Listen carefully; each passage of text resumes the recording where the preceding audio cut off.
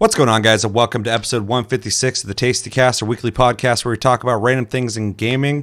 This is a special episode. We're going to be discussing the game of the year in 2021, but it's 2022, so happy new year to you, and hopefully you had a good, safe party, bro. Hopefully it was a good one. Yeah, we're going to be discussing our picks for game of the year and our runner-ups. We got 2 runner-ups apiece, and our picks for game of the year, of course, and a couple extra things we'll be talking about. But before we do that, I got to introduce the panel we got here. First off, I'm Seth. Welcome. But even more important, we got Chevy joining us from a different room than typical. His room. How you doing, Chevy? Doing good. Obviously not used to filming in here, but I'm comfortable in my chair, so I'm ready for a long sit. Yeah. You look comfy. You sound great. You look great. Are you excited to talk about your picks for Game of the Year? I'm more excited to hear your guys's, but yeah. Wow. Me too. I'm very excited. Josh, you haven't been on in a while. How you doing? You excited to talk about what we're talking about? Yeah, let's do it. Fuck yeah. Cody, been a while. How are you? Very good. Very good. That's all I like to fucking hear, dude. I look good, hopefully. Oh, you look great, dude. You look fantastic. Great. Cool. No, I'm great, man. Glad to be on. Yeah. Sarah, welcome back. How you doing? Good. You excited to talk about your picks and hear other people's picks for Game of the Year? Yep. Sick, dude. That's all I can hear. All right, well, before we get into that big-ass conversation, it's TastyCast, so we got to talk about game releases. We typically talk about games we've been playing as well, but we're going to be skipping that this episode because this conversation is going to be a big one. But we need to talk about game releases because I just don't want to do it next weekend, so we're just going to do it now. That's my excuse. So, like I said, it's 2022. Holy shit, 2021 went by quick, and we're all better for it. Goodbye, 2021. Hello, hopefully, fucking dope-ass 2022. And with that, in January, we got game releases. I'm going to go through them. We're going to talk about our hype for it or not hype for it. So, in January, we got Deep Rock Galactic coming out on PlayStation 5, PlayStation 4, January 4th. Then we got Monster Hunter Rise coming out on PC on January 12th. We got Astroneer coming to Switch on January 13th, which blows my mind because that shit lagged on Xbox when it came out on there. God of War is coming out on PC January 14th. Then we got Rainbow Six Extraction coming out on PlayStation 5, Xbox Series, PlayStation 4, Xbox One, Stadia, and PC on January 20th. Then Windjammers 2 coming out on PS5, PS4, Xbox One, Switch, Stadia, PC, January 20th as well. Then Baby Storm coming out on Switch January 21st. Circuit Superstars, PlayStation 4, January 27th. Pokemon Legends, Arceus, I don't know how the hell you say this, on Switch, January 28th. Huh? Arceus, perfect. You know, I don't. Uncharted Legacy of Thieves Collection on PlayStation 5 and PC, January 28th. Let's start with Sarah. Any of those... any games in January you're interested in picking up, or nah? I'm always interested in Deep Rock Galactic. That is true. So, yeah, I'm mildly interested in Rainbow Six Extraction, but just kind of see. That's kind of cool because obviously if you pick it up, I would pick it up because I'd be down to play that. But that's one of those games that I was like, I'm not hyped for it, but I'd play it. So if other people pick it up, I'll pick it up. Yeah, well, and I really liked GTFO. Oh yeah. And that reminds me of that game. So Yep. I'm interested to see what they do with it. But yeah, Deep Rock Galactic, play that. Yeah, and that's one of our PlayStation Plus games, so make sure to play that. Come back at the end of the month for Plus Club. We'll be discussing that. Spoiler, I'll probably have good things to say about it. Let's go with Josh. Any of those games calling out to you? Do you need me to read it again or anything like that? No, Deep Rock Galactic I think is an awesome get for PlayStation Plus, so I'm excited to try that and then instantly go back to PC. Other than that, maybe Rainbow Six. It will be one of those things where it's like, who's going to take the plunge and tell if it's good? Who's going to take the plunge and tell if it's good or not?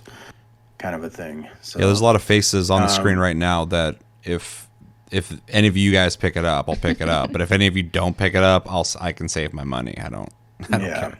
Yeah, so that's kind of where I'm at there also. I don't Other than that, Monster Hunter Rise coming out for PC is pretty cool. If I wasn't so far on Switch, I would probably See, it's funny because no like pun intended, switch it up. But I didn't pick up World on PC because I put so much time into it on console, but I haven't put a lot of time into it on Switch, which would kind of allow me to start on PC. But then at the same time, everyone I know who plays it played it on Switch, so I feel like I should just stick with Switch. But I am also kind of curious about that PC release. yeah, but other than that, it's What gonna about be God of War, Josh? I actually just rebeat that on PlayStation. He's already done it, dude. Last month or something like that. So Been there, done that, dude. He doesn't need that shit. Yeah, that's a big game though. I'm looking forward to God of War and also Monster Hunter Rise. Actually was playing a little bit last night on the Switch, and the only thing I don't like is my hands don't like if I'm just playing with the Joy-Cons on the screen. My hands cramp up really easily. Oh, so yeah, I actually yeah. have to play it with a controller. But that's the only thing that I'm kind of stoked to just because I haven't gotten that far on the Switch version. So when I do play it on the PC, which I'll buy it, but I'll probably put more time into that version. Yeah, fair. I literally had to buy the Pro Switch controller. Yeah, I because have the it too. I just Joy-Cons- don't use it. I'm just Even that janky square thing that came to make the Joy-Cons a controller. Oh, yeah. Playing Breath of the Wild, I was like, I can't aim or do fuck all with this thing. So yeah. I think it's cool they add it, but yeah, it's not the preferable option. I'd almost rather hold the Joy-Cons independently than use it like sure. that. Yeah, it's for fucking baby hands. It is, and when you're using, especially in Rise, when Baby you're using fingies, like dude. the jump bug, or the grapple bug, you have to like I use it all the time because it's like literally like you can just kind of spam it and just like just get around really fast if you're not using like your pet or anything. But so that just right there, just like it just hurts my fingers to do it. So I would still probably use a controller on PC, but mouse and keyboard, I would give it a try. Yeah. Anything else that's just kind of hopped in? Perfect transition. Yeah, just took over. No, God of War. I'm stoked to play that because I also haven't.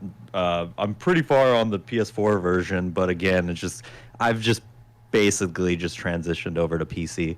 Yeah. So it just makes sense. Me and Shay were just talking about that, how like I think we all kind of agree on it, but I only use my PS5 for Plus Club and then exclusives, which I'm more than happy to play games on there, but I mostly just play games on PC.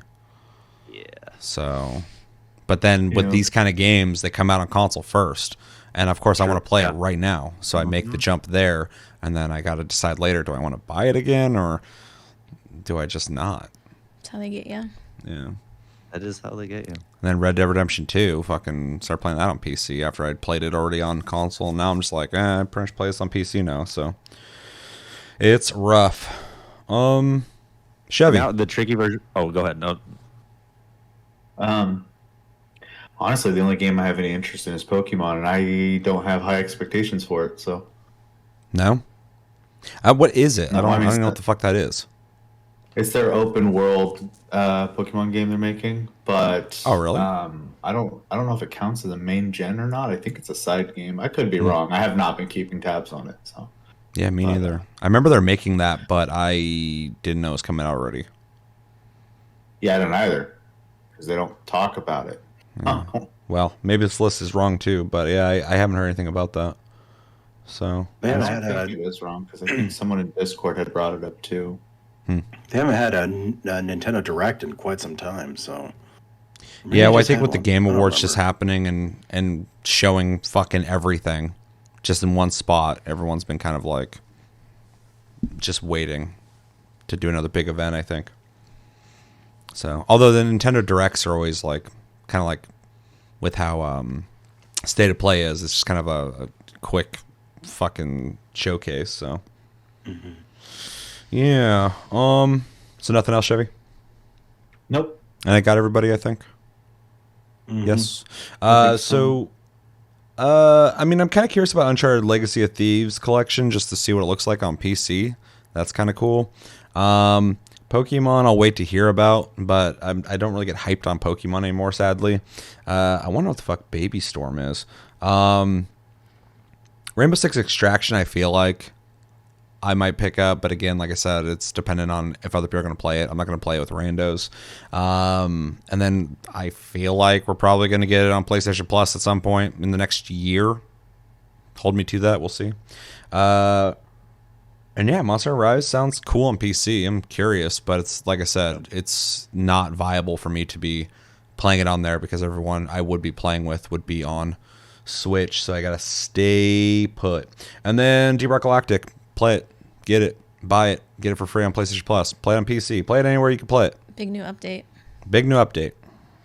Play that shit. Yeah. So real quick though, I also wanted to go into games coming out in 2022, just to kind of remind you guys of what's happening very early on. Before I do that, though, let me know in the comments, what do you guys think about January's game releases? Are you guys excited? Are you not excited? Does it seem like kind of a lame month? That's probably a good thing, because like I said, February, we're getting some big titles. In February, we got Dying Light 2, Stay Human. Sifu's coming out. Crossfire X, if you're into that. People keep talking about it. I don't really care too much myself. Lost Ark's coming out. King of Fighters, the new one's coming out. Horizon Forbidden West is coming out in February. Destiny, the Witch Queen's coming out. And Elden Ring is coming out all in February. So get your shit straight in fucking January. Get the things you need knocked out, because you're going to run out of time to play games in February. And then in March, we got ELX 2, Josh. ELX 2 is coming out. We got Babylon's Fall. I don't really got a whole lot of hype on that, but I know a lot of people are ready to play that. Gran Turismo 7's coming out. I can't fucking wait to play that. Chocobo GP, oddly enough, I'm excited about. Stranger of Paradise, Final Fantasy Origin, Tiny Tina's Wonderlands. There's a lot coming out early on, so just kind of doing a PSA. Get your shit knocked out in January, especially February. February is crazy. Everything just got pushed back to February. It's ridiculous. Any thoughts before we... Well, what's up? That it's the month of love. It's the month of love, for sure. Any thoughts on the games coming in early 2022? You guys ready? I know they said that these games are going to be ready, but I don't know. I'm almost expecting like another, I don't know, half-ass like delay just to try and distance themselves from one another.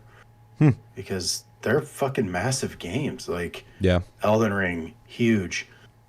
Horizon, huge. It's all like, people don't have that kind of fucking time anymore. And I can't remember the last time we had like a big deluge of games like this, other than like the holidays back in 2018 or something like that. But like, there's just, it's too fucking much for people who are hobbyists like we are, you know, Yeah. and play games as, you know, like we do. So, well, I don't really want to bring it up too much, but like the month Cyberpunk was dropping, everybody just ran from anybody who was like going to release that month, like just delayed to another point because they didn't want to be associated with that. And the time factor does matter for sure, but also financially, some people, you know, for whatever reasons, might budget 1-2 games a month or something like that. And so they got to pick one of those games. And, you know, am I picking Elden Ring? Am I picking Horizon Forbidden West?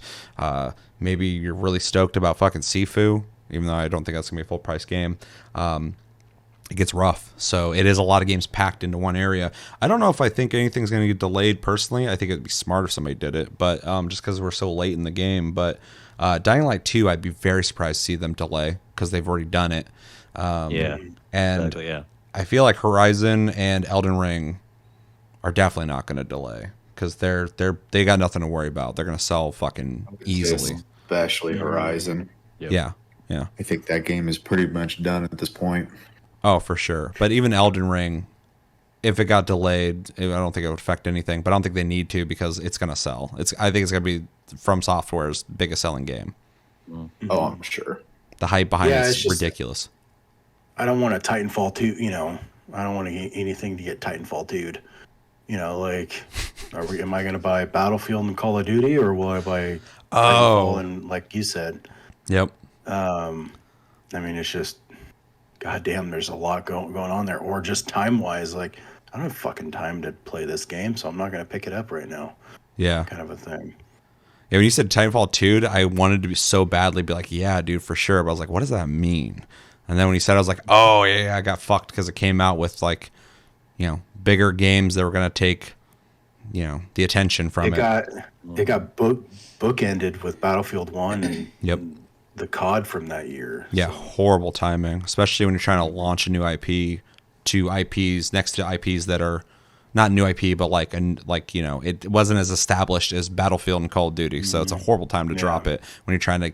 You should have dropped it early in the year or later in the year, for sure. I mean, that game also had the issue though of being associated with the Xbox after the first game. Oh yeah, I forgot about that because it only came out on PC and Xbox. So yeah, that was also a giant mistake. Yeah. Any thoughts? I'm very excited for Strangers of Paradise. Same. It's gonna be a lot of fun. Yeah. Definitely I'm playing excited that for one. some of the other games on the list too, but mostly that one. Yeah. Yeah. No, we've talked about it before on the show, but the hype level for that was like non-existent, and then we played it, and I was like, I just want to play that still. Like when the demo was over, I was like, fuck. So definitely high on my priority. I didn't get to play it, but I sat and watched you guys play it, and I think that made me even more hyped. Yeah. Yeah, I've told the story a couple times where I was just like playing it and I was like, oh, I'm gonna play this for a second. And then like an hour later I saw you just like looking over, just like, what the fuck is he? Yeah. He's still playing that? It must be good. Pretty much exactly what happened. What was I playing? I don't remember. Doesn't matter. Red Dead? I think I was playing Far Cry. Oh yeah. Playing Far Cry. Yeah, that's a game you could forget though. Yep. And True. I did. True, yeah. I forgot about it too already. All right. Well, unless anybody else has anything to say on 2022, nothing? Sick. No. All right. Let us know in the comments. What do you guys think about the avalanche of fucking big games coming out right in the beginning of 2022? The baby storm. The baby storm. It's coming. Are you ready for that? God, I hope not. What is that? What are you most excited tornado. for? What games could you do without? Are you excited for Baby Storm? If you know what that is, let me know. If it's something I need to pick up, you know me, I'll probably pick it up. Just let me know. And yeah, let me know everything you think about in the comments below. All right, so it is that time where we're going to discuss our picks for Game of the Year and our two runner-ups. How this works is we're going to go around clockwise, and we're going to talk about our second runner-up. This is a game that didn't quite make it to Game of the Year, but it is something that was definitely worth mentioning, one of the best and favorite games of the year. And then after that, we will go up to our first runner-up. Something pretty much can go any way you want. If somebody thinks that they're equal, that's cool. If somebody actually has it tiered, whereas their second is the least, first one is the better one, you can do that as well. And we'll work our way up to Game of the Year. We'll be discussing the best game of 2021 in our opinions, of course. And of course, let us know in the comments yours as well. Like I said, we're going to go clockwise with this. So does anybody want to start off, or should I just do it? You might as well just do it. Okay. So the way you guys see us on the screen, it's for anybody listening. I'm in the top right, and then we're going to go Chevy, Josh, Cody, Sarah, and then after that we'll rotate one. So it'll be Chevy, Josh, Cody, Sarah, me. So that's how we're doing it, and I will get this party started. So 2021 was kind of a crazy year when it comes to games. There's a lot of games I was hyped about, and some lived up to the hype. Some of them lived up even further than what I expected. And then some games fell flat. My list was very hard I have like 20 games on a list of the games I considered for Game of the Year and my two runner-ups. And it wasn't until like 30 minutes ago that I decided fully on my list. So this is still very fresh for me. And yeah, it's been a good year, but it's also been kind of a deflated year in my opinion. And yeah, just want to kind of throw that out there before I go into my picks. The reason I picked my second runner-up is in a year of uncertainty when it comes to gaming, and some games feeling maybe deflated, some being disappointing, some being good, and some being great. This one just lived up to exactly what I wanted from it and more. Fantastically made, expert level, Great graphics, all that stuff. And that pick is Forza Horizon 5, is my second runner-up. Forza Horizon 5 came out and it was completely solid. One of the best looking games I've ever seen. Some of the best, if not the best, arcade racing I've experienced. Huge amount of content, no bugs outside of some network stuff, but I won't hold that against them. And all around, just a completely solid and fun experience. Has multiplayer, got to play with you guys a little bit, and it was a blast. Has co-op, has versus, has a shitload of cars. I think it has like 500 plus cars in it, which is quite a bit. And like I said, in a year where like there's uncertainty in the games that are coming out, Forza Horizon 5 just nailed everything that I expected from it and more. It was a lot of fun, and yeah, I just really liked it.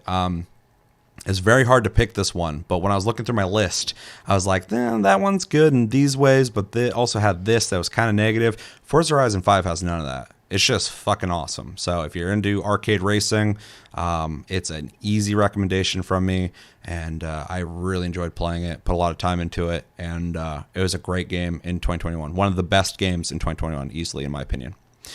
All right, unless you guys have anything to say on Forza Horizon 5, we can move on. No, I was just gonna say I think that Forza's strongest point is that you can just play and play and play, and forever. You're not really thinking about that you're playing it. You just keep doing it. Like, it's just really easy to keep playing. There's always something to do. So they continue to make the series better and better. So I could definitely see why it's on your list. So. Yeah, 100%. I think it'd be hard for anybody to claim like the game's not like, solid across the board in every way. So, yeah. Anything else? Nothing? While I yell, Sarah. All right, Chevy, bring us in with your second runner-up for 2021. Okay. Well, I had an easier time. I only had 6 games on to choose from for 2021. So I envy you. made it really easy for me to narrow down 3. So, so for me, out of the games I did manage to play and beat this year, I'm gonna go with Ratchet and Clank as my first choice here. I think I should have played it when it first came out. I kept putting it off. I was like, I'll get to it, whatever. I should have played it when it came out. The game is just a solid, fun time. It is a decent length game, full of features. I couldn't put it down while I was playing it. The shooting feels the best it's ever felt. The amount of weapons that are in the game are absolutely ridiculous. The story is fun. It's not amazing, but it's a fun story that kept me invested the whole time I was playing it. And I enjoyed the game enough that I went through New Game Plus and I made it another 50% through the game before I finally put it down. So I think, yeah, it's a really great, if you have a PS5, I think it's a must-play game. So. Yeah, I agree with that. As somebody who's not a big fan of the series, I've always, respected it, but it's not really my kind of game. This one just really nails everything that Ratchet and Clank has always been, but fine-tuning it in a way that feels like a tighter gameplay experience. The platforming is great, and the combat is really good. It feels really good, especially from somebody like me who's like a big FPS fan. It feels like a platformer in combat, but also a first-person shooter, third-person shooter. Like, it's really tight. It feels great. Yeah, for sure. And the quality of the game is just like one of the best of the year easily. It's a very well-made game. It looks amazing. Yeah, animation's really good and everything. So. Yeah. Did anybody play Ratchet and Clank? Mm-hmm. I did. I beat it. Oh, you beat Almost it? Nice. beat it again. Mm-hmm. Nice. Cody? I did not. Ooh, shit. I did not. Look at his face. I love Ratchet and Clank, but no, it's definitely on my radar. But I just didn't get to play it. Nope. And it's on PS5, right? Mm-hmm. Yeah. I don't have a PS5, so I can't. Oh, fuck. Yeah, I forgot about that. No. Thanks for bringing it up, dude. It's a sore subject. Only one on my I'm sorry, blog. dude. I didn't mean to bring it up. Cool. I saw yesterday I'm there's still okay. Xboxes fucking everywhere. People Yeah. keep posting Oh, pictures okay. of like Xbox Series X like in stores now. I'm like, that's cool. Hopefully that's Area dependent, but yeah, I can see that. yeah. Hopefully consoles start showing up. All right, let's nice. throw it over to Josh for your second runner-up. I'm just gonna piggyback off of Chevy's and Ratchet and Clank. It was fucking solid. A game I didn't want to put down. Even a game that made doing the collectible shit fun. Plus, it gave you stuff for it. So Yeah, that's huge. It's not just collection for collection. It's like it's fun and you unlock shit. Yeah, I'm not fucking hunting pigeons in GTA 4. They give you bullshit. It was kind of mind blowing. Like the portal sections, like when you rip apart a portal and you either drag the whole thing to you, so you're technically like teleporting, but that effect is wild. Same with that. Was it the phase dash? Yeah. Where there's just the mirror. Oh, dude, that effect is so cool looking. Like when that first happened, I was just sitting there, just doing it over and over again, just watching it and seeing what I can. I like do how with it. When the game starts, you're doing like the little flips and stuff you're used to in Ratchet and Clank. And I was like, where's the thing I saw in the trailers? But then like you get it and you start like doing that crazy movement. And I was like, this is fucking next gen, baby. Mm-hmm.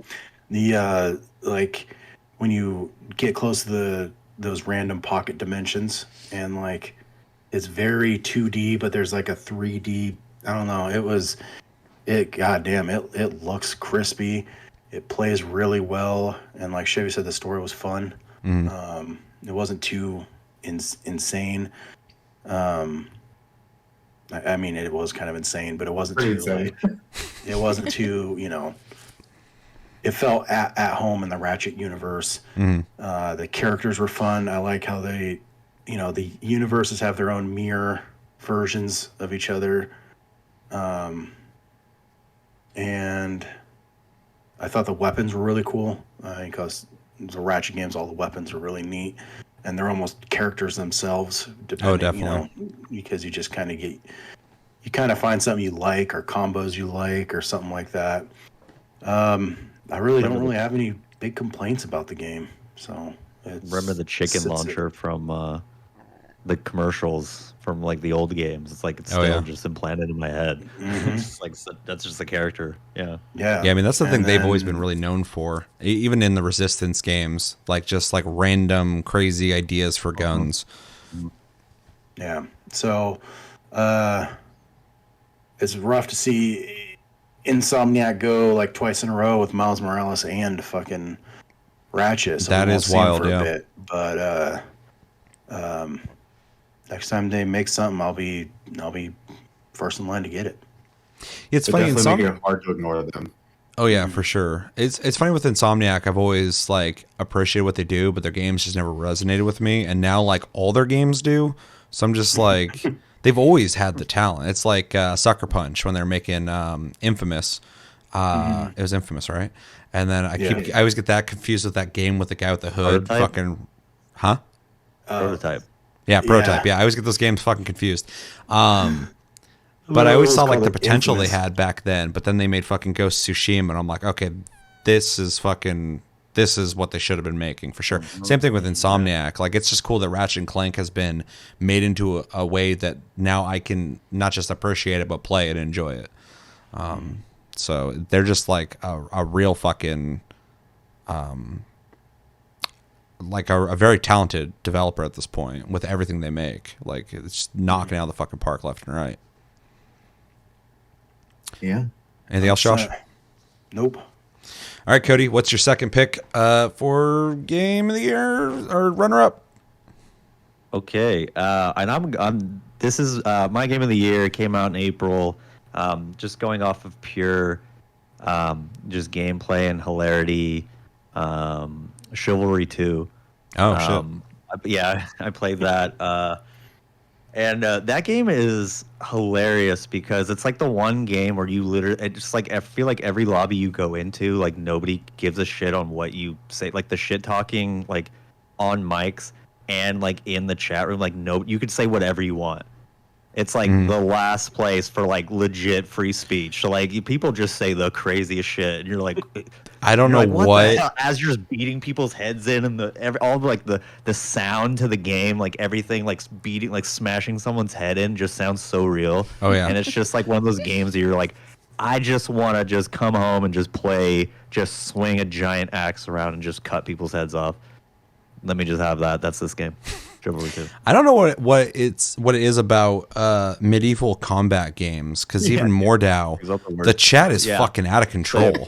Yeah. It's like people on 4chan come to play these games, because everything I'm like, this reminds me of like the 2000s on how people are talking. Like modernity never happened here in these games, like Chivalry and Mordau. It's so weird.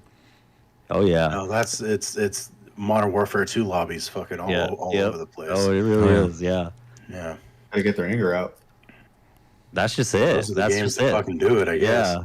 And so just a game where you can literally just like, there's a button to yell and scream, and then you're just like throwing fire spears and fire arrows. And there's really, there's actually legitimately like, there's some kind of skill to the game too. So once you start getting good, there's like that whole aspect to it. Then you just want to keep playing, level up certain characters. It's just overall just super fun game.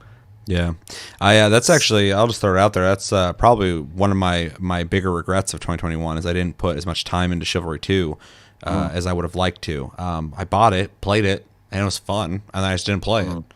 Like that's a cool game. It's a fun game, and it's a lot better than Chivalry.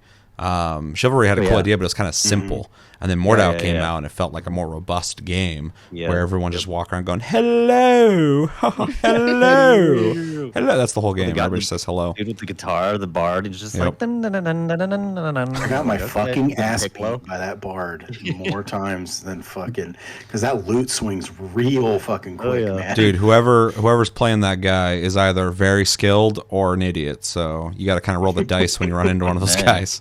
Is he a psychopath or is he a fucking idiot? But yeah, Chivalry 2, very solid. I just saw that, well, not just saw, but recently saw they have like a bar fight mode that they added. I haven't played since they added that, but I want to try that out.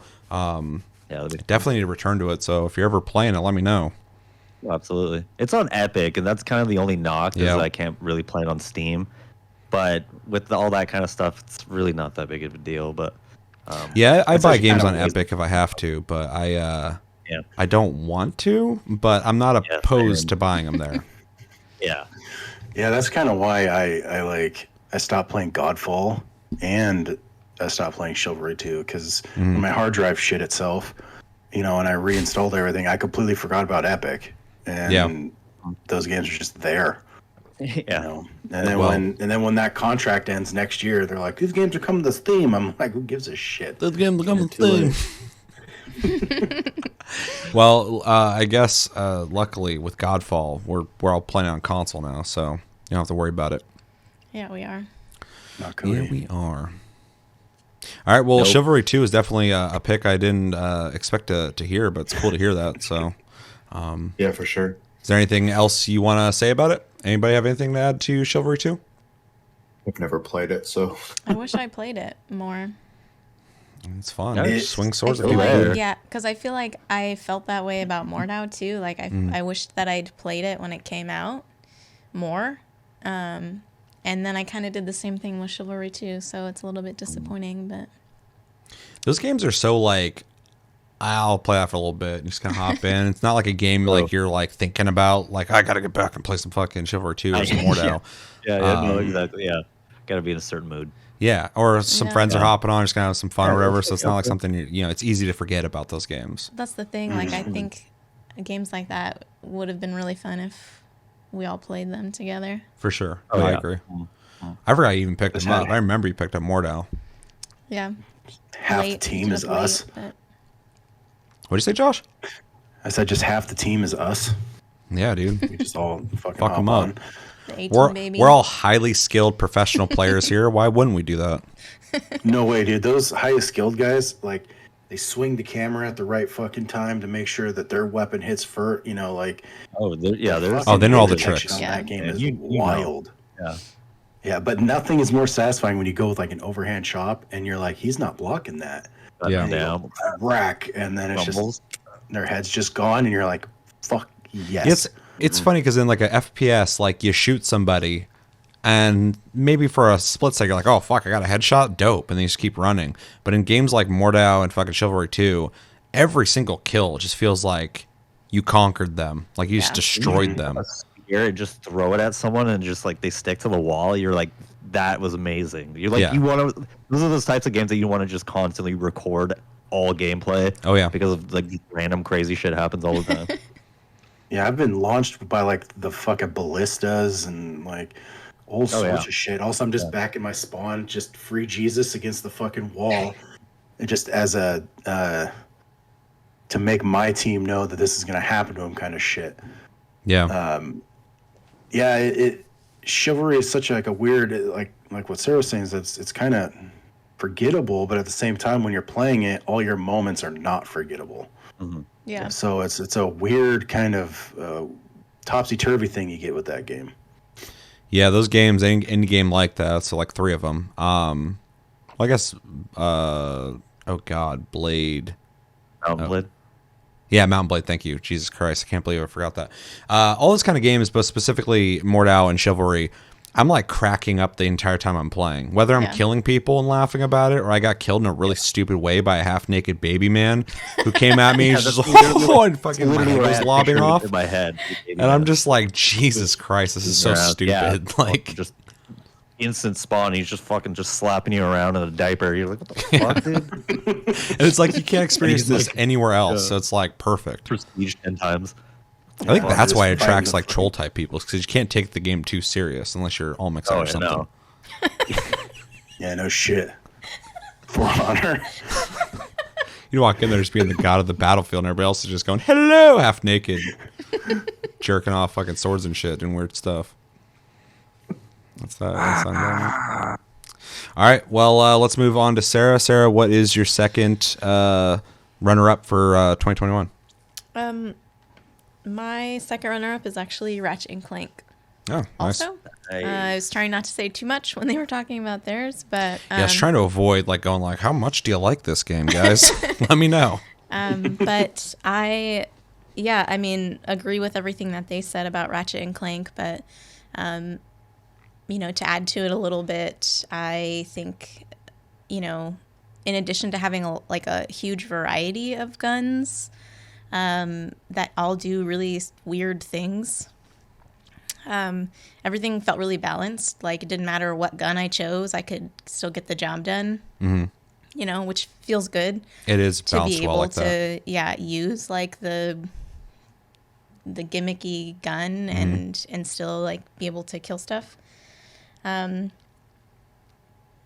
thought it was like a really solid blend of like third-person shooter, puzzle solving, and platforming. Like, just done really well.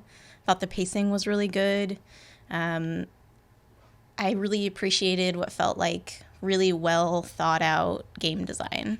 Like, they thought about what your experience was going to be like and did lots of little things to keep it interesting, to keep it engaging.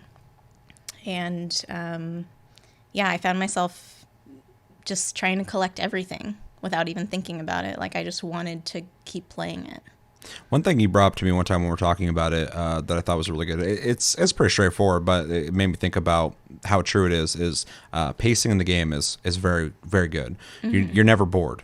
At the point where something could potentially start getting boring, it changes. You're doing something else completely. And so like the game is formulated in a way that is just great for consumption. Like, you're just gonna play through it and not even think about, am I wasting time? Like, oh, what time is it? Like, oh, I gotta really beat this game. And even though I haven't finished the game myself, in the experience I've played, I feel that I'm never bored when I play it. And from what I hear from you guys, it seems like the same thing. So yeah, when you brought that up, I was like, it seems very intentional that they decided that this game can never be boring. Yeah. So to develop it from the ground up like that. Yeah, it's easy to just like have an idea and execute it, but I feel like took the extra step of like really curating like having an enjoyable time. Like, they don't give you a chance to get bored, without talking too much about like the details of the game. Like, the Clank levels are my favorite, and every time one pops up, they give it to you just enough that it feels like a part of the game, but also not so much that like you're like, oh, shit, I got to do this again. It's crazy that never gets old, because those are my favorite in the old games too. It's like whenever you got to do anything with Clank, and it's just like, how old is the game? That's insane. Doesn't get old. Yeah, they this serve game a, also adds. Well, I was gonna say this game also adds like a third playable character as well. So Yeah. like you have 3 different play styles within the game, and then even to go back and just to attest to like the game design aspect and how it's easy to just keep playing it. I mean, my gameplay sessions were easily pretty much all day every time I did sit down and play it. So yeah. Each time Yeah. I've played it, it's been like a thing. Like I don't play for like an hour and bail. Like I play for a while. So, yeah, it's designed very, very good in that regard. There's like one other game this year that I feel like felt similar to that, and it's probably It Takes Two. Has a very good like constant changing of gameplay that makes it easy to just fucking play nonstop. Everything's straight fresh. Every time you turn around. The only thing I really have to say about Ratchet and Clank again is a quick shout out to that one level. Was it the Fixer? That big mech? That level that was a spectacle. was one of the most insane things I've ever witnessed in a game. Just by how large and the scale of it. A lot of Western companies don't really do scale well, and it's only really recently that they started to, and holy shit, was that level. You're right, it was a spectacle to behold and to play. Yeah, I haven't experienced that yet, so that's vague enough for me not to know what you're talking about. But that makes me look forward to it. I do agree, though, and me and Shai have talked about this so many times on the channel. But like, Western development likes to go for realism as much as they can. How immersive is this? How much do you buy the scenario? And so they, a lot of times, are afraid to dream big and be ridiculous. And so games like this allow for that. But also like Horizon Zero Dawn. Thought really big as well, and I really appreciate that, because typically you have to play like a Japanese game to see some stuff that's like really fucking insane. So that's cool to hear. God of War was like that too. They were dreaming really big with God of War. Yeah, So. for sure. Even oh god, what was it, like the house that's like a turtle or something like that? Oh yeah. Yeah. It was like so cool to see that. I was like, holy shit, dude. When he flips the whole fucking temple. Yeah. And you're just watching this huge thing fucking Yeah. rush by him, and you're like, Jesus Christ. Yeah, that game's amazing.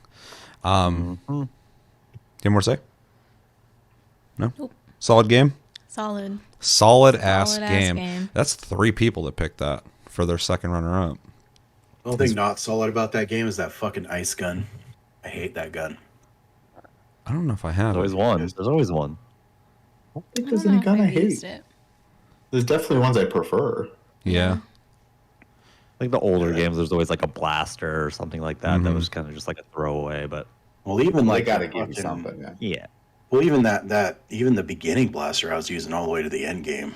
Like that thing was awesome, especially when you got it to level 5 in the first playthrough, right? So it goes through. Yeah. Yeah. Because once it hits 5, the gun changes, which is cool. Yeah. Like it does something new. So The other thing, now that we're talking about the guns, actually, just that it popped in my head. One thing Ratchet and Clank's always been good about, and they do it really good in this game too, is usually when you pick up ammo, it won't be for the gun you're using, and that's to incentivize you to weapon swap while you're fighting. And it does a really good job of that. So then as you need ammo for something, all you gotta do is swap weapons, and all of a sudden that ammo starts dropping more often for those weapons that are put away. So it's really a good idea to have like at least 2 to 3 weapons that you have like put some like effort into. yeah, Yeah. man, I I'm kind of not appreciate that. not to keep gushing about the graphics and stuff, but there's a gun that makes people turn into like hedges, like That's they cool. look like a sprinkler. trees. Yeah, and it changes with every enemy, like on how they look like when they're a plant. And I was like, this is insane that they did that for every single enemy in the game. I mean, now there's probably, I don't know, maybe just a few dozen, but like that's still huge work. They just didn't turn them into a tree, then that was it. Like they each still had the pieces of them as an enemy before you did it. So Yeah, it'd be so it's easy not just just to a have the final same point. model that they all turn into. But to do that, I always appreciate small details like that, because I know, like, on a development standpoint, you don't have to do that. But they had a vision, and they put the time to realize it. So Yeah, and it's a collection of small details like that make like a really unique experience. Yeah, it's like Naughty Dog level. I mean, they also just attention to detail is ridiculous. Yeah. I saw a thing recently. I never noticed this, but in Uncharted 4, Nathan Drake's chest hair moves in the wind. Ew. Sexy. So it had physics. I'm fucking sure wild. they probably just put a system in for hair to have physics. Oh, for sure. And it just happened to be a side effect of that. But that'd be wild if they're just like specifically like, all right, this chest, it's gonna wiggle. Yeah, but his hair don't move like that in the wind. Well, isn't that what Capcom did with Street Fighter 4 and the fat guy? Oh yeah, they gave him his boob physics in his gut. Yeah, they gave him a big Oh, boob fuck as a man, gut, yeah. so it just jiggles like the fucking Yeah. tits do. Yeah, they're going for equality with that one. Perfect. There you go. Love to see it. Anything else on Ratchet and Clank? I think we can all agree it's a great game, especially Cody. Good. He loved it. Cody knows what to buy when he gets a PS5. That's Yeah. right. First game. Mhm. Cody's been told. Yep. I do everything that I'm told. Okay, so let's move on to Chevy. Yeah, I think. Yep. Okay. Your first runner-up. All right. This one is weird to me because I didn't really expect it to be until I looked at a list of games I played this year. But now, after seeing it, I was like, oh, why did I not think of that after that? But Monster Hunter Rise is my runner-up. Monster Hunter is awesome. We've said it a million times on this channel. This game continues that. It gives a lot of the best things from the handheld games, which is like being able to permanently download quests and stuff like that, while also bringing that sweet combat system that they've brought from World, and they've even made it even better, in my opinion, in Rise. The combat is just so fun. They've made a lot of the jobs a little more accessible, which can be hit or miss for some people, I'm sure. But as someone who generally uses the hunting horn, I love the fact that I don't have to and you can turn on the classic mode, but I love the fact that just by fighting, it plays the notes and the songs just play. So I don't have to plan and then find a safe spot to go play the song real quick. It just happens while you're fighting. Super fluid in that way. All the new mechanics and stuff they added is being able to what's that, the bug shot, slingshot thing or whatever. Not bad at the name, sorry. Yeah, wire bug, thank you.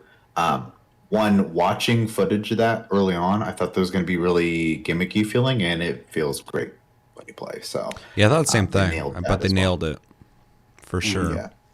That It's hard to even think about the game going forward now with anything else with not having that. It just it's like it should. Yeah, I was like that should have been in the game way before this, but it's I thought the same thing about after World. I was like, Monster Hunter has to pretty much be like this now. And now Rise comes out. I'm like, this is how Monster Hunter has to be now. You just keep making the combat so much better. Just fast. Fast and just using just quicker. Everything's quicker. When you especially finding the monsters and you having the pet and all that stuff. It's just finding everything. It's just so fast. It's just you just can get in and out of quests as far as as quick as you can kill the monsters. So, but yeah. If I had one complaint, it's gonna be weird coming from me because I don't usually care about difficulty. But I think the Elder Dragons, for the most part, were easier in Rise. Which was kind of weird because I felt like we were just kind of walking all over them when we were playing. I think the only one we had trouble was Teostra. Felt pretty familiar to the way they were in World, but a good example is and I apologize to any purists out there about me butchering names, but Kushaladora in World was a dick, and in Rise is a joke.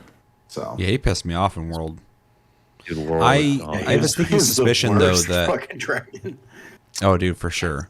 I have a sneaking suspicion though that that similar to games that came out in 3DS and shit, because of they have to make the game playable for people who don't choose to buy the Pro controller and are using Joy-Cons.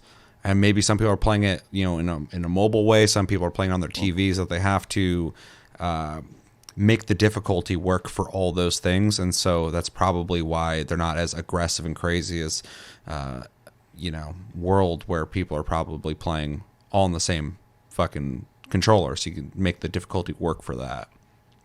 I think the only reason I don't agree with that is because Rajang and Teostra are super aggressive and all over the place. So, and feel like an elder dragon world. So yeah, I just think they because they took moves away from Kushalador, it feels like. So, and the big annoying one, the giant tornado, is pretty much gone. So, which was kind of that's the big thing nice. that sucked about that. Yeah. Mm-hmm. And then I don't remember the name at all, but the chameleon one. Puke. Oh, no, the Elder Dragon. Oh. Was really underwhelming, I think. But those are nitpicks. The game is a lot of fun. It has all the crazy old school weapon designs too, which is something I really missed from World. So I think that's the big thing. If there's one big complaint I had about World, we've talked about it before on the show, but it's that. So I'm glad that they kind of reverted back to that expectation of more interesting weapon designs. For sure. Yeah, and they tried to bring that kind of back in Iceborne, because that was one of the biggest complaints about World. Is like, in a completely solid we're game, gonna that go was for a it. Yeah. realistic approach, and then Rise is like, we got bugs you can fucking swing on, and but Rise, they really took everything that was the best of World, and then kind of just put it back in the 3DS version of the game. I do, not to step all over everybody, I guess. I do think Rise is easier. It just unless maybe I'm just, because it's more of a boxing match. It's just 1-on-1. You're not sitting there fucking with the environment all the time, like in World or anything like that. There's not a bunch of shit to distract you. Maybe it's because I was just more focused on the monster that I felt like I was downing them faster. Have a lot more mobility in Rise. Yeah, or maybe it's just because, I was getting the hang of my weapon a lot better, so I was just constantly doing damage to it, doing it the right way and how to use it like it should be used and stuff like that. But all in all, that's a good pick, because I just actually beat the soft version of the game before Master Rank, but I only have good things to say about Rise. The only bad thing I have to say about Rise is the switch axe. They changed one move and it drives me fucking nuts. But like the forward X move is like a running down slash now instead of just a regular down slash. So like I miss monsters all the fucking time because I just run past them and I slam the ground and they're like, hey, and they fucking slap me in the ass. And that's my only annoyance out of the whole game. But it's funny how all the weapons are so individual that they almost come off like fighters in a fighting game. And so if you fuck with them, it throws the flow off. Mm-hmm. You're like, ah, shit. Like that one move, I had this whole thing that I used to do, and now I can't do it. I have to think of a whole new thing. Pretty sure they changed all the weapons too. So. Yeah, that's always been one of my favorite things about the Monster Hunter games. Yeah, because I actually started using the longsword, and they took everything I hated about it in World out. So, like, I did a few hunts with the longsword, and I was like, this thing is fucking dope now. It's fun in Rise, yeah. I probably wasn't using it how I should, but... Did you try Iceborne? Because they changed it in Iceborne, too. Yeah, I did, but it still had, like, a stiffness to it that, like... Weird, that Rise... I thought they got rid of all the stiffness in Iceborne, because they got rid of all the pauses, so...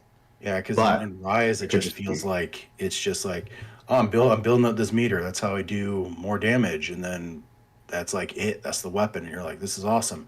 And And like I said, there's probably more to it that I'm just not understanding or wanting to understand. I'm just there to kill shit. But Fair enough. it did seem like a better weapon.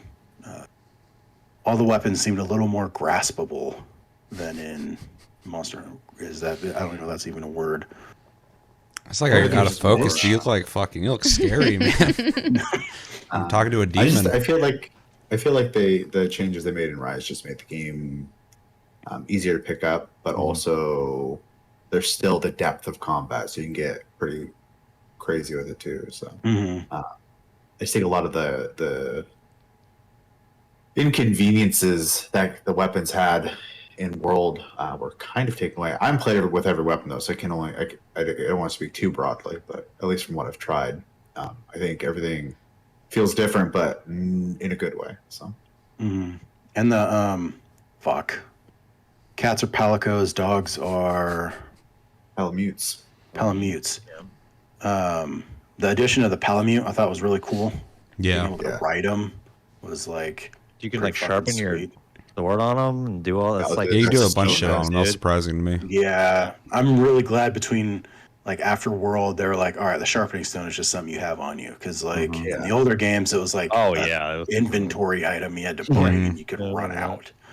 Every few missions you'd go gather. Yeah.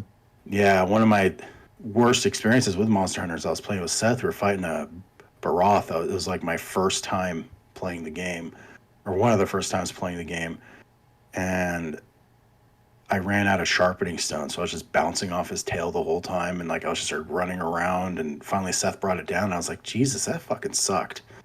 Yeah. It's a lesson learned, dude.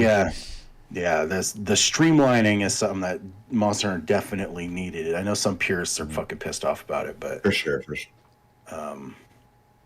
I mean, and I'm not even a purist, but or a casual. I get where they're when it coming comes from, to but I that think it's in a game. better state now than it's ever been, honestly, for gameplay's sake. Healthier for the game. Yeah, for sure. But I do miss like the more intensive prep of a hunt.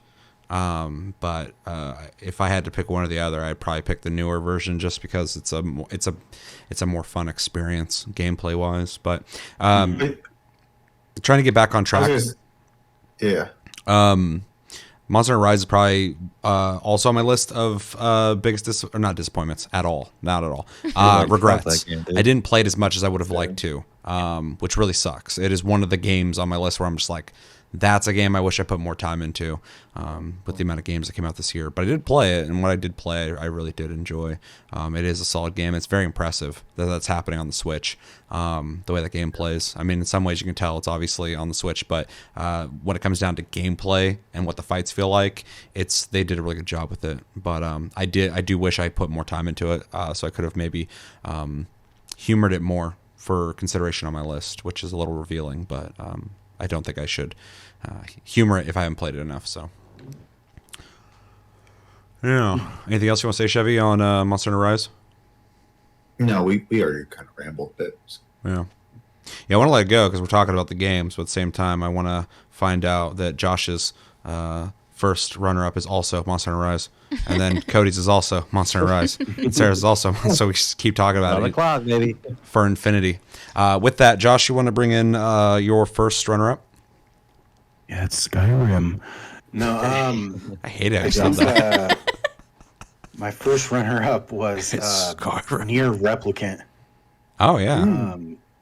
Wow. That every time I play a Nier game, there's a very weird sense of like melancholy. That kind of like between the music and how depressing the fucking story is, and how like this world just kind of sucks, but it weirdly doesn't. You need more of that in the virtual world outside of the real world, dude.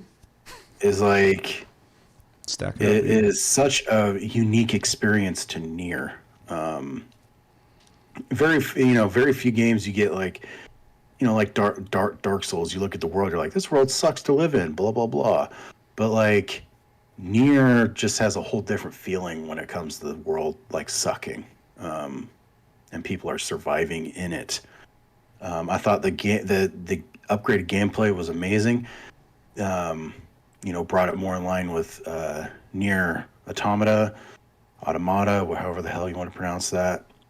The story was really good. I kind of regret missing it back on the PlayStation 3 days, or on the PlayStation 3, because man, you're missing out on one hell of a fucking story. And then of course the multiple playthroughs, things change and things, you know, are seen in a different light, or you know, a different perspective, and then you're like, what the fuck? And then some pretty heavy reveals running parallel with Near Automata really like cemented that game as a Game of the Year contender for me. It was fun. It was a blast to play, to listen to, and to experience. The music's fucking, I mean, it's not a surprise. It's amazing. Like when I first played the last one, fucking, that was like, I was playing it like the demo of it before I really knew what the hell it was. I was like, this game's pretty interesting. I heard the music. I was like, what the fuck is this game, dude? Like, who the hell made this? And the same thing with this. I played Replicant, another fucking thing I'm upset I didn't play as much as I would have liked to.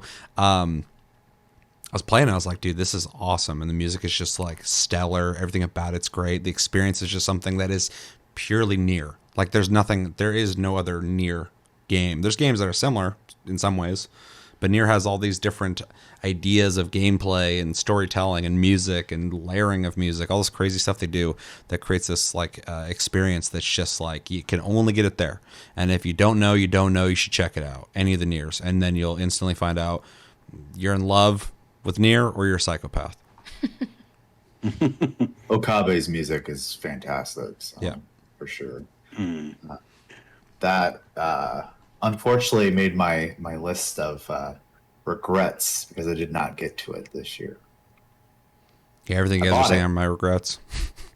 All the games, I regret them all.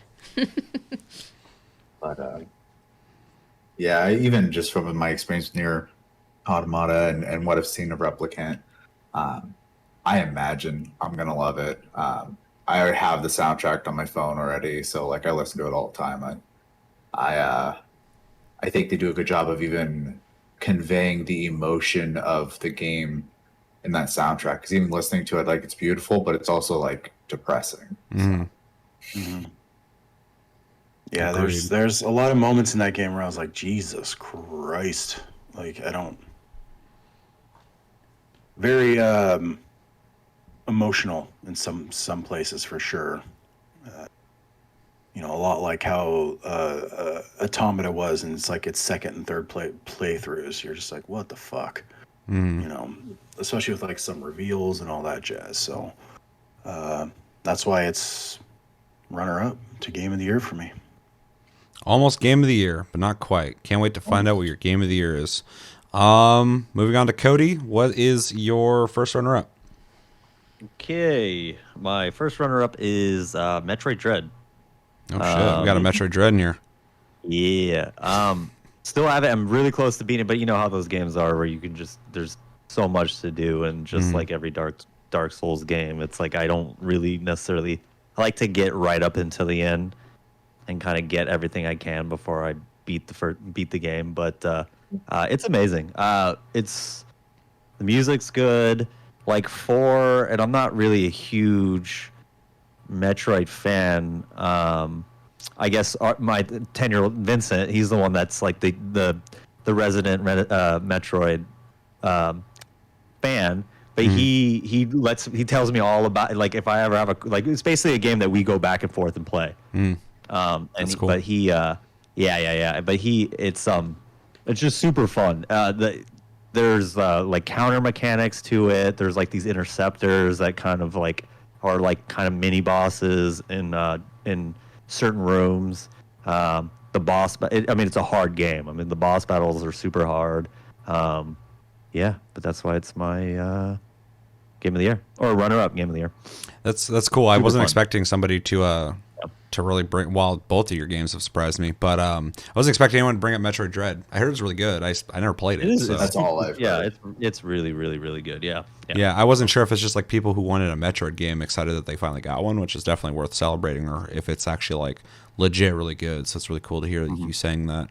I'm also glad that it's still difficult because Metroid's always been pretty difficult. So I'm glad it didn't get watered down. But yeah, no, it's definitely doesn't hold your hand. It's just like the old Metroid games, other than like because I think the last time they had like counter mechanics or anything like that was 2 Samus's Quest, or the remake of Samus's Quest. Sorry, but the remake of Samus's Quest, which was on the 3DS, I believe. But that one, So it's just it just has that gameplay that What are you laughing at? You said Samus's Quest, and I thought you were talking about Fester's Quest for the fucking NES, and I was like, those are fucking not the same game, man. But never mind. Metroid Fester's Quest, like, dude, those are 2 mashups I didn't know if I needed. Fester's Quest was fucking Zelda, dude. It was hard as shit too. I forgot about that game. But no, super good. I mean, everyone's really just waiting for another, Prime, but this one is really good. It's a full-fledged game. I think actually the people that did the remake for Samus's Quest they did this one too. So they had to do with this game. So it's a whole their company that made it. I can't remember what it is, but it's very good. Yeah.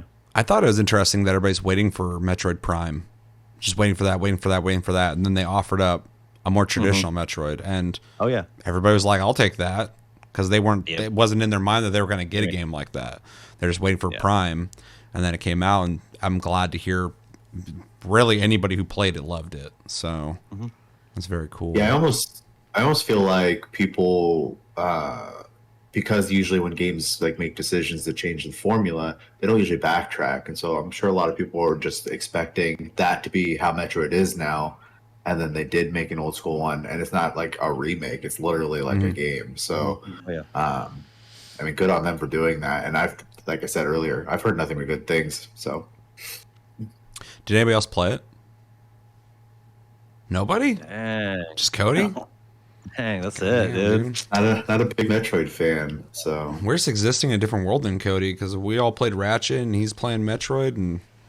I have to be honest, I have a hard time playing games on my Switch sometimes. And I know it's just like, I feel like just in my head, but sometimes I have a hard time getting hyped for games. You've also sat there and like no-lifed a couple games on Switch too. It's like a certain type of game. Like I like RPGs. I think the last one that an RPG machine. The last game I played on there that I got kind of obsessed with was Graveyard Keeper. So like games like that. I love Graveyard Keeper. It's games like that I think like, oh, I should play this on my Switch. And other games I'm like, meh. There's literally games I'll play and I'll be like, this would be great on Switch. Yeah. And I'm playing it on PC or PS5 or something, and I'm like, I would love to just be able to take this with me. Or like when I played, I think Loop Hero, I was like, is this on phone? I would love to just have this with me. Like, there's just certain games that just work on certain things for sure. Yeah, it's very like indie bait, like Moonlighter, games like Moonlighter, games like Moonlighter, Binding of Isaac or Enter the Gungeon, stuff like that are all excellent Switch games. Yeah.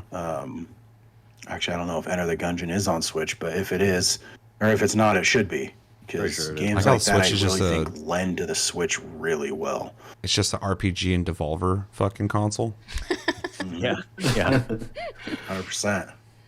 Nintendo, of course. I haven't played my Switch a lot, so. I did when I did. I've been taking a break because primarily I've been playing PC, but when I do play on my Switch, I always love the games on there, and it has games there I can't play anywhere else, so it's got that shit on lock. Anything else on Metroid Dread?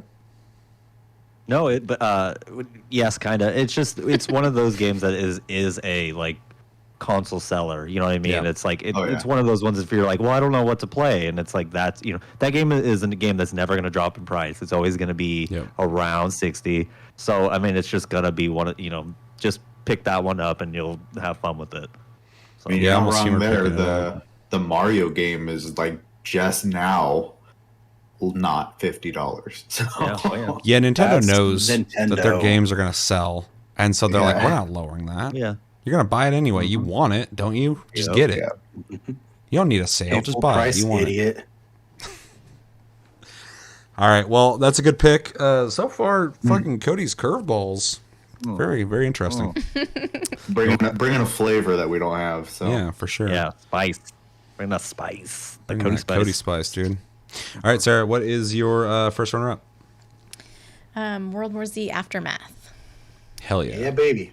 is my cool. first runner-up. I didn't play World War Z before, so this is kind of my first experience with it, playing Aftermath.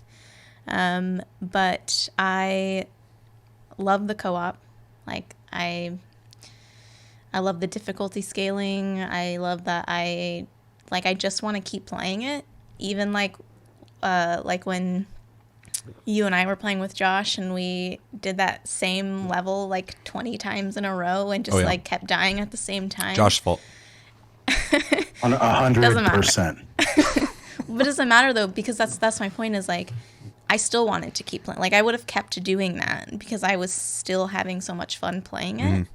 And I still felt like I was being rewarded, like I was still having like a good experience. Which a lot of times in those scenarios, you start to just get frustrated, and then you just start doing worse just for the sake of being frustrated. I don't feel like that with this game. I feel like I just want to keep playing it, and I just want to keep getting better and just play it all the time. Like, so yeah, like all the different classes, like leveling all the different classes. Again, the difficulty scaling is just, it leaves you just wanting to play it. Yeah, it has a lot of content, a lot of stuff to do, a lot of difficulties to move up if you want that challenge, and a lot of every time you start beating this difficulty more and more easy, now you got another difficulty to move towards experience, or not experience. Well, I guess you do level in a certain way, but progression. You have perks you're unlocking, guns are unlocking, so it makes difficulties more and more capable of doing, and the amount of content that comes in Aftermath, which is what you're bringing up, because in case you don't know, World War Z came out already, and I think it was very underrated. So Aftermath coming out and kind of giving a refresher for people, giving people the opportunity to play it with more content was very, very cool. But the game just has a lot to offer, and it's still, in my opinion, kind of a sleeper as a game that I would highly recommend. Obviously, I agree with you, and how good the game is. I'd be so bold as to claim, as of right now, when it comes to the genre Left 4 Dead created, I think World War Z is the best of all of them. Legit. Like it's just got the best value, the most fun, the tightest shooting, the most variety in scenarios and things to do, the amount of characters in the game with voice acting. It's just a complete effort into making a great game, and they nailed it. Yeah, and the replayability is really high, even for games like that. I would say that like we play a lot of games like that. Yeah, for sure. And compare it to like Aliens Fireteam Elite, we also played this year. That game was a lot of fun, and we played it a long time, and then it just felt like we were done with it. And yeah, we got everything.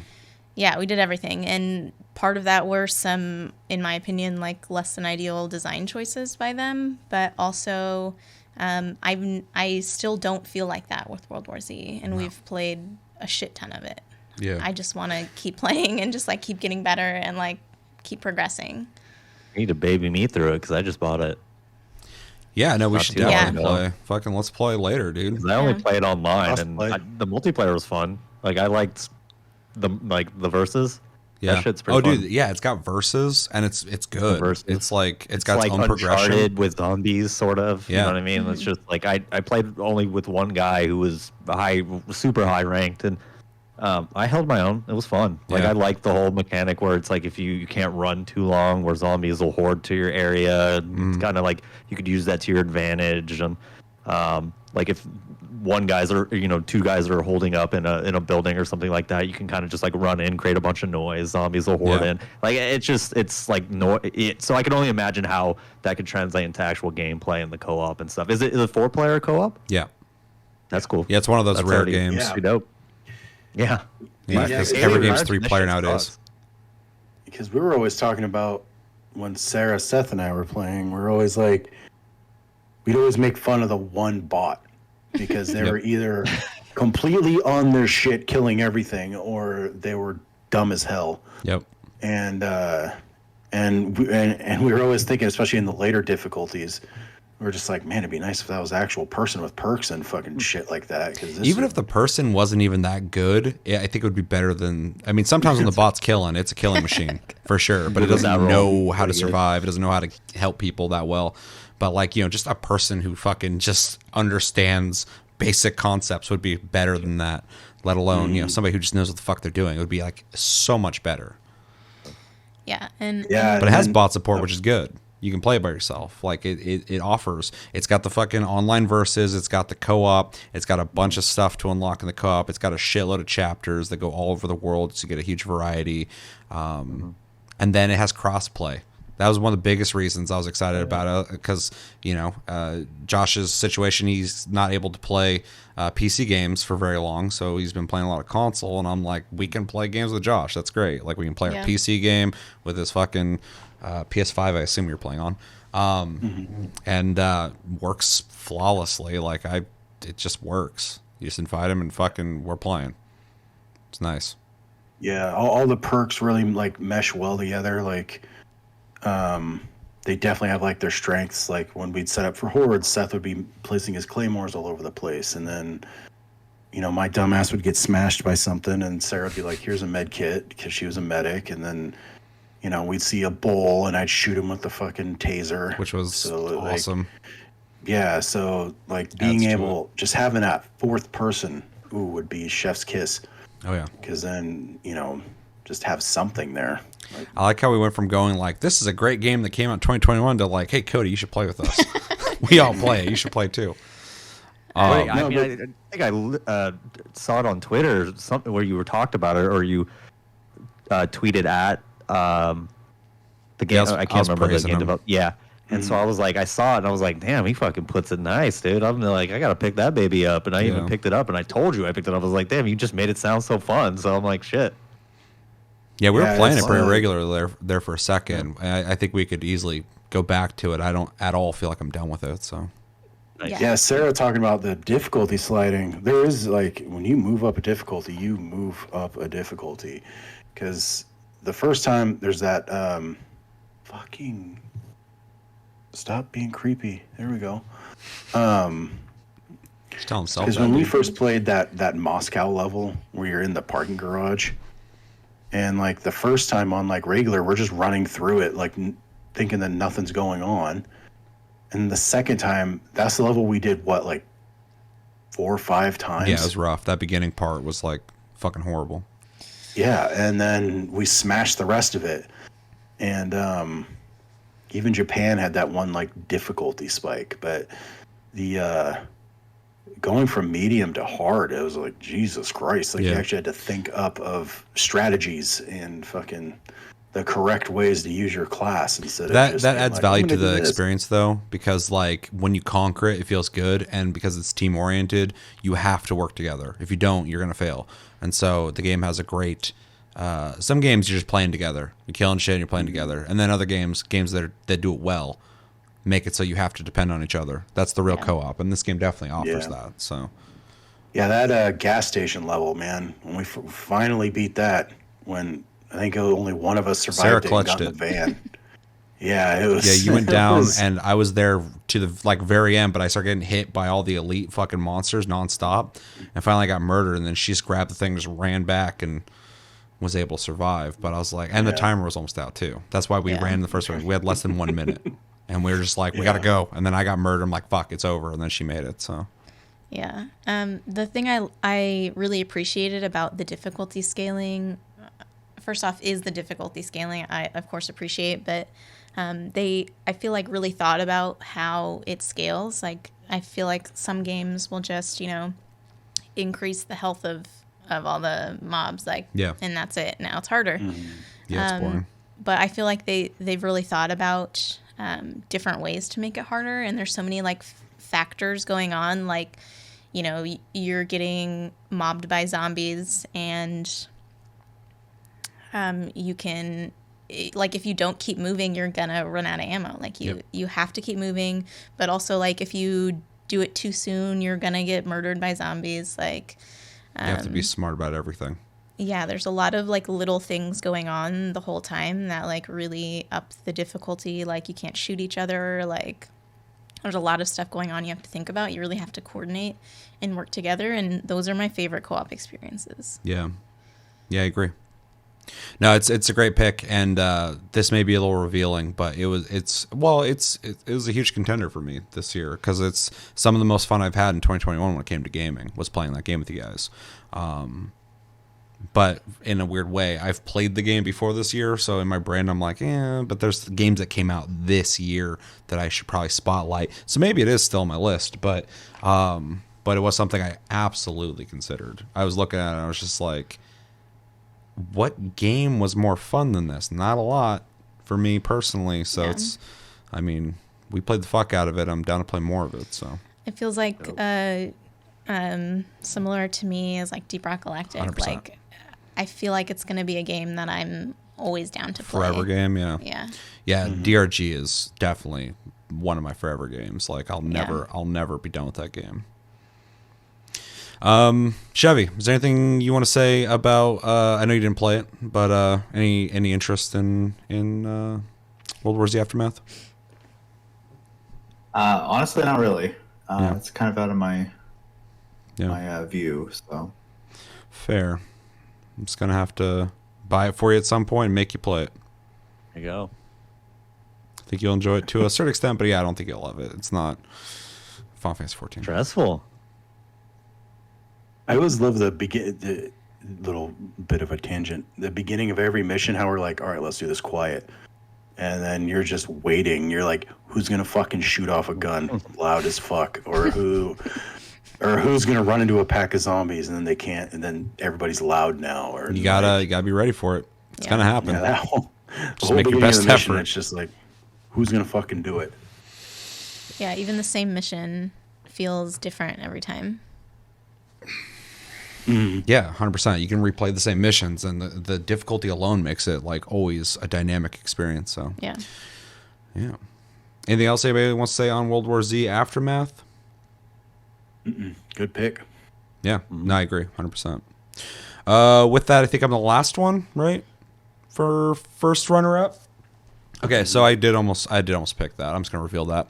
I also very much enjoyed World War Z Aftermath.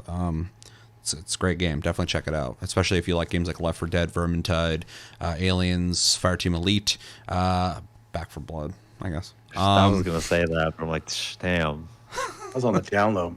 Back 4 Blood.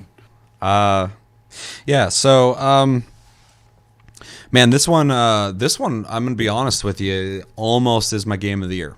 It's very good. The game is fun all around for fun's sake. It's got a lot of heart. It's a passionately made game. It's fantastic in every single way, and I'm glad to see that it won Game of the Year at the Game Awards. It Takes Two. Me and you finished it last night. We beelined it because I was like, I need to know if that should be considered or not, because we played it earlier on, and what we did play I enjoyed, but then we stopped playing it, as is the story of everything when it comes to playing games, and I was like, I just gotta know. I gotta know if it's that good. It won Game of the Year, so like, gotta check it out. And we played through it and beat it, and it is a fantastic game. Like I said, almost my Game of the Year. What's so special about it? Really, everything. Every inch of that game is a dedicated experience to video games, gameplay. The game is a wealth of content in terms of experiences. The story's good. It's kind of simple, but there's a lot of heart to it. You can tell the people that made it wanted to tell a story that I think everybody can relate to. I mean, it saved our relationship, so, right? That's what it does. I remember when the game came out, everybody's like, yeah, dude, this game saved our relationship. Like, all this shit. I was like, holy fuck. Oh, fuck, dude. I think they're all joking, but I hope so. Oh, But it's got a good story. Like I said, I think everybody can relate to. But the real thing here is it is a 2-player cooperative game only. There's no bot. You have to play with somebody else, and with that, they're able to do so much with the variety of gameplay that's constantly changing in this game. I don't even want to tell you about any of it. You just got to experience it.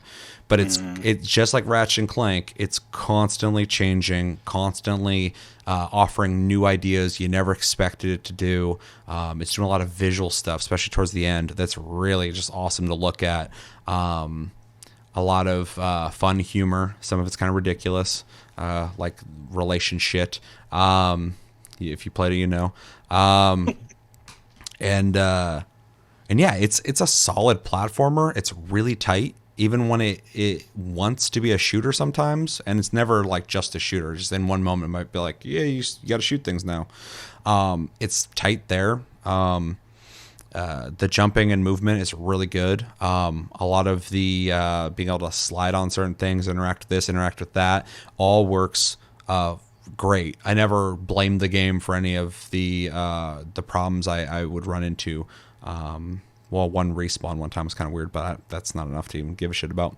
And yeah, the variety of locations, levels, characters you run into, interactivity. There's so much interactivity for the sake of interactivity in this game. It gives you nothing except for an experience that you can't have anywhere else. And that alone is worth playing it for. If you played A Way Out, it's that times 20. Like, it's a story being told that has all these things to do, and you get to do that with somebody else that you're playing with. So it's this shared experience, which I think most people are social beings. So like the idea of like, oh, I did this. Well, no, we did this. Do you see that? I did this. Blah blah blah. It has that whole experience. It's really cool. Do you want to add something? I was just gonna say, as far as that like you're never doing the same thing as who you're playing with. You know, yeah, and each player's doing different things. Every single thing, like, you need the other person for. Like, it's not this, like, oh, you know, we're playing this game together. Mm-hmm. It's like, you have to. Like, you have and it's a different experience. Like, yep. I think if, like, we could play the game again and swap which character we played and have a totally different experience. Yep. Yeah, 100%. And like the different zones, I really don't want to spoil any of it. It's all fun when you find out. You get to a part and you're like, oh shit, this is cool. Oh, what the hell? Like, this, oh no, that's pretty cool. But there's every zone you go to, each character has their own thing they do, and then in the next place they have their own thing they do, and so it's always changing up. But these things get creative. Like, for instance, there's an area, I'm going to be vague here, and each of you have like a half of a magnet, and they do different things. If you have the red side or the blue side, they are either attracted or not attracted to certain things. And so there was a part that was kind of interesting where I had to like shoot magnetic things onto an ice wall that were sliding down, and you had to attach to the magnets on the wall to get up to an area. And so it took like, well, at that point we're seasoned vets and very good at the game, so we didn't have to coordinate verbally, but I started shooting the thing on the wall and you were just going up it, and it was a really cool cooperative challenge that was definitely satisfying. And the game is like fucking, that's just one minor part of like a game that's full of nonstop experiences to have with people. So if you need to fix your relationship with anybody, play this game with them. Just sit them down and be like, we're gonna work things out through this game. Or if you just want to have a lot of fun, I would highly, highly, highly recommend It Takes Two. I think it's absolutely one of the best games of 2021, easily. Especially because it offers something that you're not getting other places, and in 2021 absolutely offers something that you weren't getting from a lot of people. So, and yeah, everything Joseph Fares has made so far has just been awesome. That dude and his team are super dedicated to give you experiences that other people aren't giving you. It's got that indie level imagination with specifically this game an EA budget. The game is very well made and looks great. So it's on Unreal, so it looks really good. Mm-hmm. I was really glad that they got that recognition at the Game Awards. Yeah. Oh, I wanted, like, it's not what I would have picked. Obviously, I'm not picking it for my game of the year. But I was like, if that wins, I'd be very happy. Now that I fucking, have beaten it, I'm like, it absolutely deserves it. Like, I think everyone should just be able to agree, like, that game deserved it for sure. So. Well, it's funny too because like out of the games, specifically in that show that were being nominated, I didn't play It Takes Two. It is on my regret list as a game I wanted to play but didn't get around to. But it was the one I definitely was rooting for to win because I did play the previous game and absolutely loved it. So. Yeah, we streamed it, I believe, and we just played through we didn't intend to do it. We just played through the whole thing. Like, it was hard to put down because of the constant changing story narrative, but also the things you can do in the game. It keeps you guessing and curious about what's going to happen. Sure. And this game's just that, but like way fucking more. It's great. Josh, you played it. You haven't finished it though. Yeah, it's one of my biggest regrets of this year. In my life. We did a few of the levels, and then we just never had the time to pick it back up again. One of the things is like, it's pretty like, other than that fucking ridiculous book, it's a pretty serious story, like pretty adult themes for such like a cartoon game, in quotes. Mm-hmm. Because when you first you're like, oh shit, like this is kind of dark, and then you're in this fucking cartoon world and doing these cartoony things, and you're like, and it's a nice subtle contrast to what the story actually is about. Dude, you want to you want to talk dark, dude? I'm not going to say anything specific outside of Cutie did nothing fucking wrong. Rip Cutie. Cutie did nothing wrong. Does not deserve what happened to Cutie. Jesus Christ. I'm never going to get over that. Nightmare fuel. It's one of the most fucking horrendous things I have ever experienced in a game. I gotta know. It's fucked up, dude. It's awful. But I thought the bosses were really cool. Oh yeah. The woodshed boss was challenging, and I don't remember what that is. Woodshed boss. Do you remember? Toolbox. Huh? Toolbox. Oh yeah. You gotta fucking bust open the thing. Yeah, and the platform's getting smaller. It's just like a whole you're like, fuck, it's like an experience. And then of course in most co-op games you're trying to look out for the other person too. So you're like wondering what they're doing at the same time you're trying to save your own shit, and then you each have a position to play in these fights and in the levels and the puzzles, and it's all a cohesive experience that's just a blast. And it is 100% something you don't get nowhere else. 100%. One thing I also love when you bring up the boss battles is they're always different. They're not just they're challenging for sure, and you have to coordinate. The game absolutely always is making sure that you have to work together. But the game's super fucking self-aware too. So if it's doing something that's rough and you finish that part, it knows to not just keep repeating that. It will change it up in the next. Like for instance, if you're going through different phases of a boss battle, the next phase is going to change it up because the game is it's every inch of it has been thought about. They're not just like, yeah, the boss does this. It has this much health. Kill it.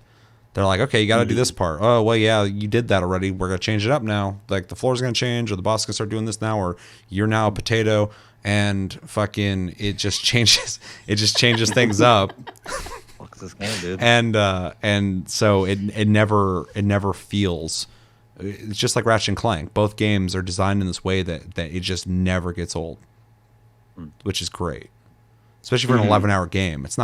It's a great size of a game because it's not super short. It's not a 6-hour Call of Duty campaign, but it's also not fucking 20-30 hours of just like, okay, I get it. Like it's co-op, whatever. Like it's the perfect amount of just variety. 11 hours is the perfect amount of time to spend with the person you're playing, and then you're like, hey, get the fuck away from me. Yeah, that's exactly what happened. Right after we're done, I'm like, oh, that was fun. Okay, I'll see you later. All right, come back in. Then we have to do the show. This didn't fix shit. Yeah. Did for 11 hours. Oh my god. I'm interested in playing it. I haven't played it. It looks cool. I don't. I mean, I'm pretty sure Kelsey would play with me, but it's just one of those. I mean, that you have to play. It just seems so out of left field too to have to play with it be just a couch co-op person, or it goes online, right? There's online, and just like their last game, they have a code that you can give somebody, and they can play with you cool. if they don't own it. Yeah, it's very cool. It Yeah. just seems so like just the couple years that we've had. It just seems so to kind of have a game like that where you do need like you said, like you both said, so dependent on the other player. It just seems so, I don't know, just very social. You know what I mean? Just like another, like I hope that they just continue to make games like that where it's just like, you know, more co-op, just co-op basically. Yeah, I hope Hazelight, the developer, all three of their games have been co-op games. Pure co-op. I barely played their first one. I almost want to go back and play it, but I hope they just keep doing this because obviously they're good at it. And I like that it's paying off at this point. When A Way Out came out, I saw people complaining about that you have to play with somebody. They want bot support, and I was like, yeah, the bot's not going to do this. Like you got to have somebody. This is the experience. It kind of sucks if you don't have somebody to play with, but maybe find someone online, like go to a forum or something. I'm sure there's people looking to play with you or whatever. But for sure. But the game would be lesser if there's a bot in it.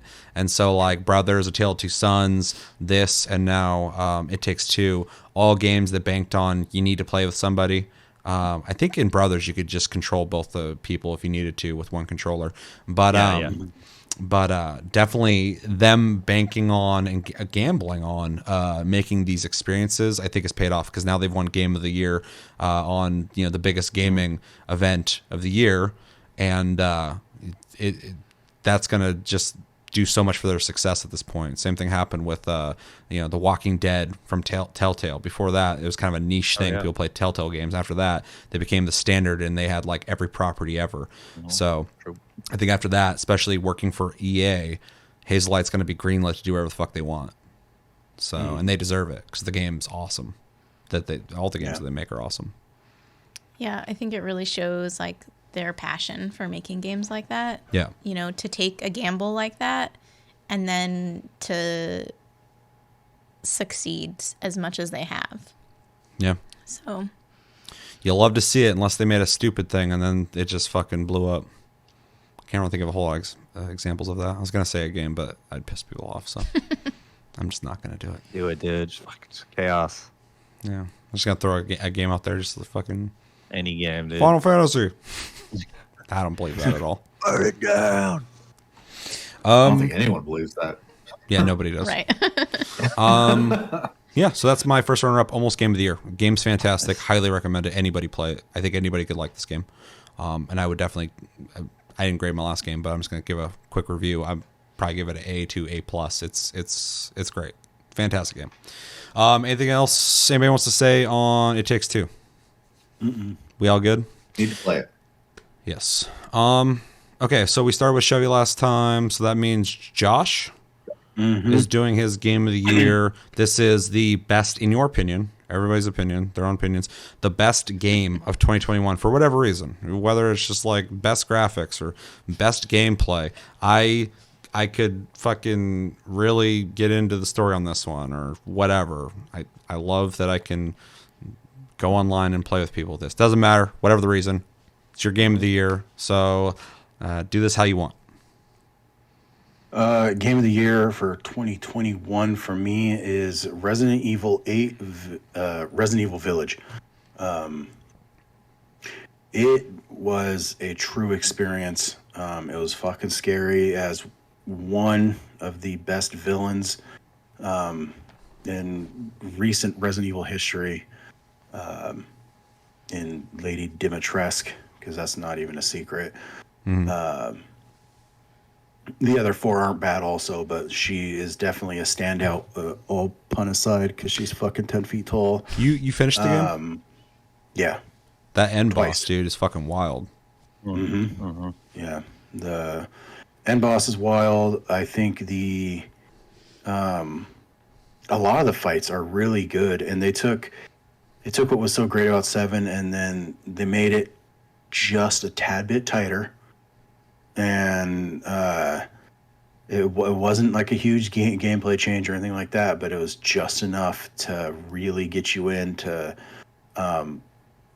how feeling great when you shoot things. And Oh, it's a good first-person shooter now. yeah, and it seems more of I felt like I was more like surviving with ammo than without. You know, like 7 was like, oh shit, a box of shotgun shells. This is a rare treat. Yeah. But you know, Yeah, I was running out of ammo all the fucking time in 7.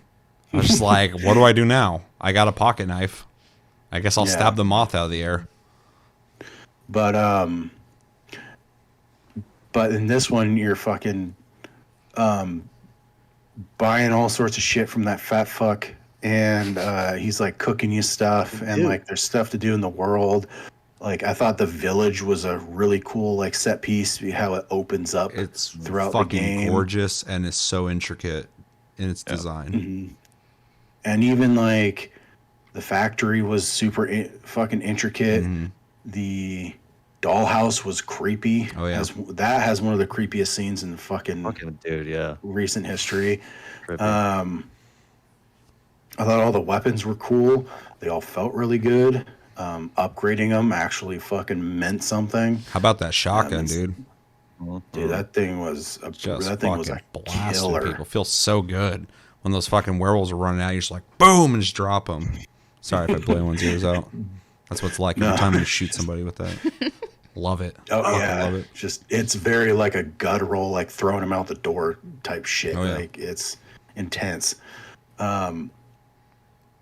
The secrets were really cool. You always felt like you were like onto something, because it like led you on just enough, but not enough to, you know, let you still think you worked for it. All the bosses were pretty cool. The fish guy was all right. I hate listening to that guy talk. I know. Yeah, fucking just drowning the whole time. Yeah. Oh god. Every time I killed that guy, I was fucking just better off. My life was better. Yeah. I didn't get to. I wanted to try out the lightsaber, but yeah, I didn't get that a either. chance to. But then, like at the very end, you know, the character swap was really cool. Spoiler alert. Fucking Seeing it from a different perspective, it was all around, man. This game just blew me away, and I did it off a recommendation from Seth because Seth was like, "Oh, my fucking 18th, you know, playthrough." Yeah, 25th. Fuck out of that game, dude. And I Don't mind me just living in this game.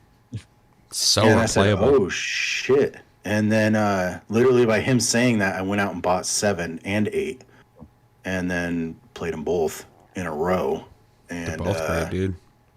I think you can play 8 alone, but to get the full story, 7 is definitely needed, considering you're playing the same character. There was a couple things I didn't quite understand. I had to look it up, but other than that, I got nothing but good things to say about Resident Evil 8. It's fucking crafted really well. Looks great. Oh yeah, it's fucking everything, beautiful. Everything in that game, like I was like sitting to stop and look at it, Yep. or there'd be like a fucking bone doll or something breezing in the wind, and I'm just staring at it while werewolves are up my ass, and you know, like then there's like a moment of downtime, and you're like, what's gonna jump scare? You know, what's gonna do this? You know, Always the surprises famous around the corner. fucking don't look out the window. You know, Oh, yeah. on the back of that picture. Yeah. I like how there's Seen so many compilations of that compilations of that. window. Yep. Yeah, yeah, yeah. That dude, I don't jump easy, man. That fucking window made me jump, and I was instantly pissed and pulled my shotgun out and just walked out there and blasted the guy. I'm like, you're gonna fucking One of my die, favorite dude. ones I saw of that was someone just immediately pulling the trigger on their pistol and getting a headshot. I was like, damn, that's a good reaction to have. Yeah, it's the best reaction I have. I liked how there's a lot of things to collect, like the, you know, the special bird and the special fish, so that Duke would make the meals to up your health or speed and One individual pieces to like an amulet. You find a crystal earlier on in the game, and then all of a sudden you find this thing, and it's like you can sell this now, or you can keep it for something later. And then when you finally complete it and you get the bigger chunk of money, you're like, oh shit! Like it has this longevity to the whole journey. You feel like that eureka moment where you're like, oh fuck, I finally have it. Like that's it's good with the Resident Evil formula of having to go back to areas that you couldn't go to before, and it all kind of makes everything start to feel more cohesive and start to come together. There's some very visual. There's some visuals in that game that were mind blowing the first time you see them. When first time you're walking up to Castle Dimitrescu, it's Castlevania.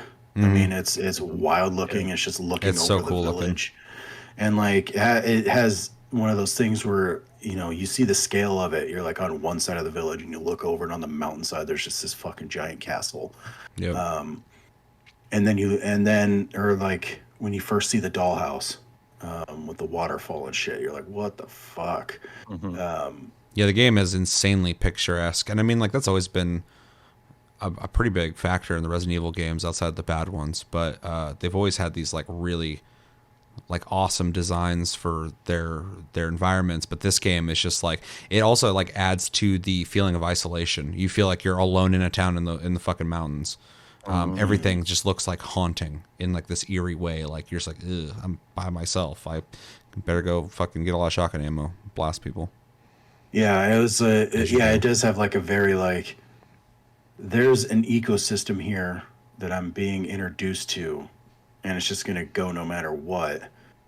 But I'm here to fuck shit up, kind of a thing. And you just kind of get that feeling like this is how things have been for a long time. And you get that, talking to the people in the village, they're just like, that's just, how things are. There's a fucking 9-foot tall lady up in a castle, and she's been up there for hundreds of years, and like, and how they bring it to.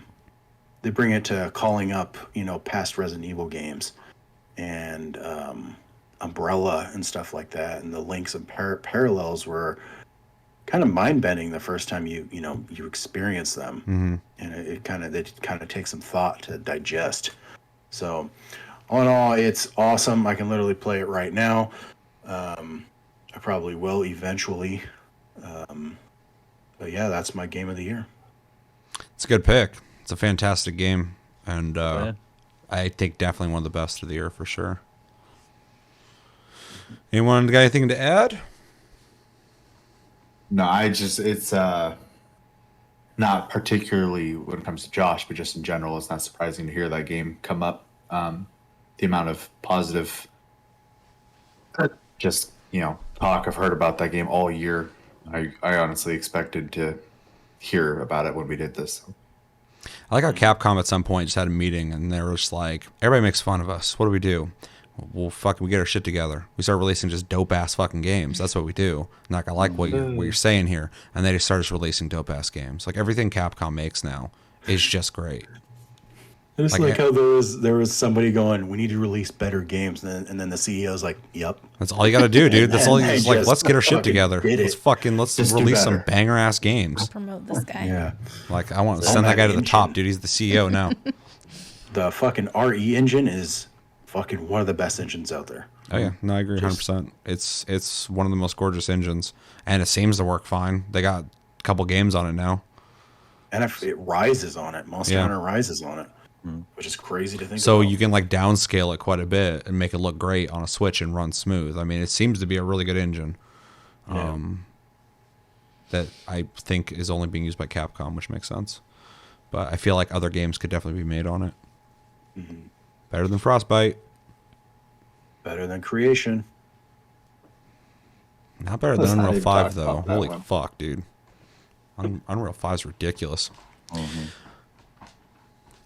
All right, let's move up to Cody. Cody, what's the best game ever made in 2021?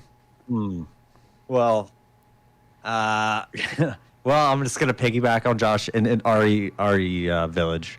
I was just thinking about it when everything we talked about it a little bit, but what kind of adds to it being my me picking it for game of the year is kind of the overall kind of feel when the game was about to be released and when it did release. I mean, there was like everything was mommy milky.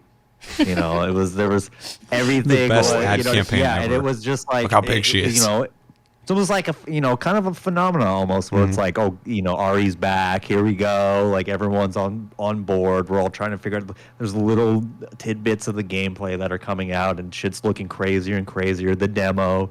So yeah, just putting that into perspective is just like that's what I have to go, and that was like kind of one of the biggest gaming moments of the year was just being like, bam, Definitely. baby, like Resident Evil's out, and the game it was good. Like I kind of before that hadn't been playing too many horror games, so like to prepare myself to get the shit scared out of me, kind of was playing a little bit of horror games before playing that, and still got the shit scared out of me most of the time, and playing it in the dark and alone and. I remember just kind of having like a weird, like you beat it, Seth, like really quickly. So I was like, this motherfucker beat it already, and then you're like, oh, I'm on my second gameplay already. I'm like, what the fuck? I was like just having like this weird competitive shit with you, and you don't even know about it. I'm like, I gotta play, and then you're like, and then I start playing the second playthrough on Insane, and I'm like, what the fuck, dude? I was like, this is impossible. Like I could not do it. I couldn't even get past like the second, like I got past just the werewolf part, and then after that I was like, I don't think that I mean I might go back to it, but it was like almost impossible for me to get past that part. So it ramps the fuck up. Oh yeah, for sure. Yeah, it's ridiculous. Yeah, especially Yeah. that part where all the werewolves are like coming into the one, the one building, and Yeah. and everything just seems like you're just like, well, there's literally nothing I can do. And I just kept running in rough. circles, getting smacked every once in a while, going like, I'm gonna fucking die, I'm gonna fucking die. Somehow I made it through, so It's rough. so cartoony. It's like at some points cartoony.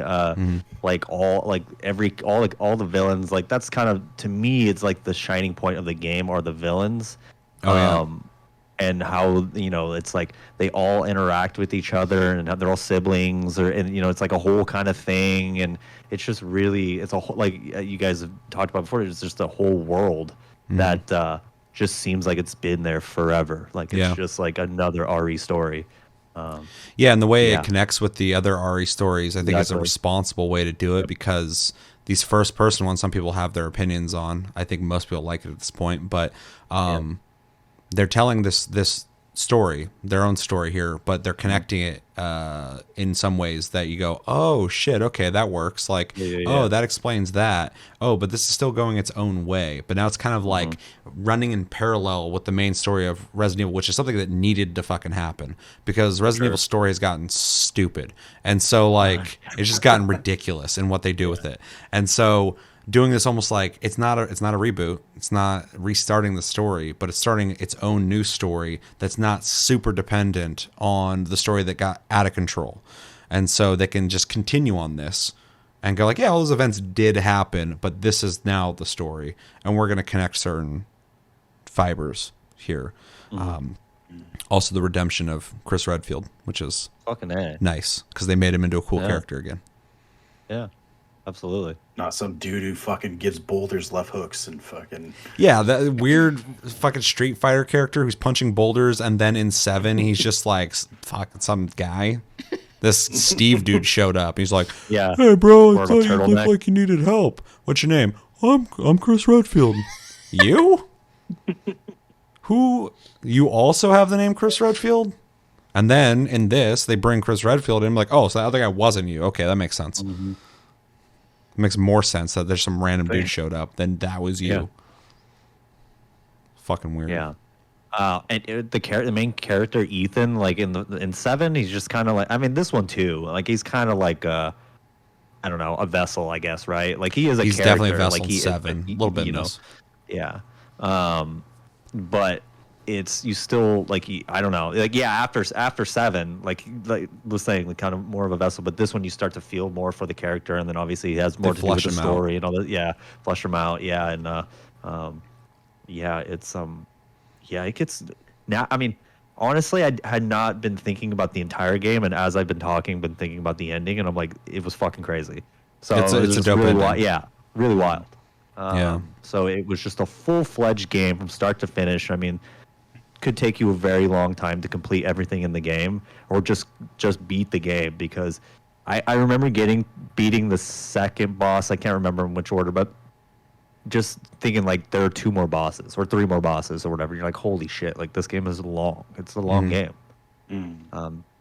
Just getting to the castle seems like it takes forever. You know what I mean? And in the demos, you think that that's kind of where the whole game takes place, and then it's like, oh, but it's called Village. There's a village somewhere. Well, and I even think about it too, but like on the same page as like It Takes Two and Ratchet and Clank, the pacing of Resident Evil 8's or Village is really good, because when you're feeling like, okay, I've been in this castle for a while, you're not in it anymore.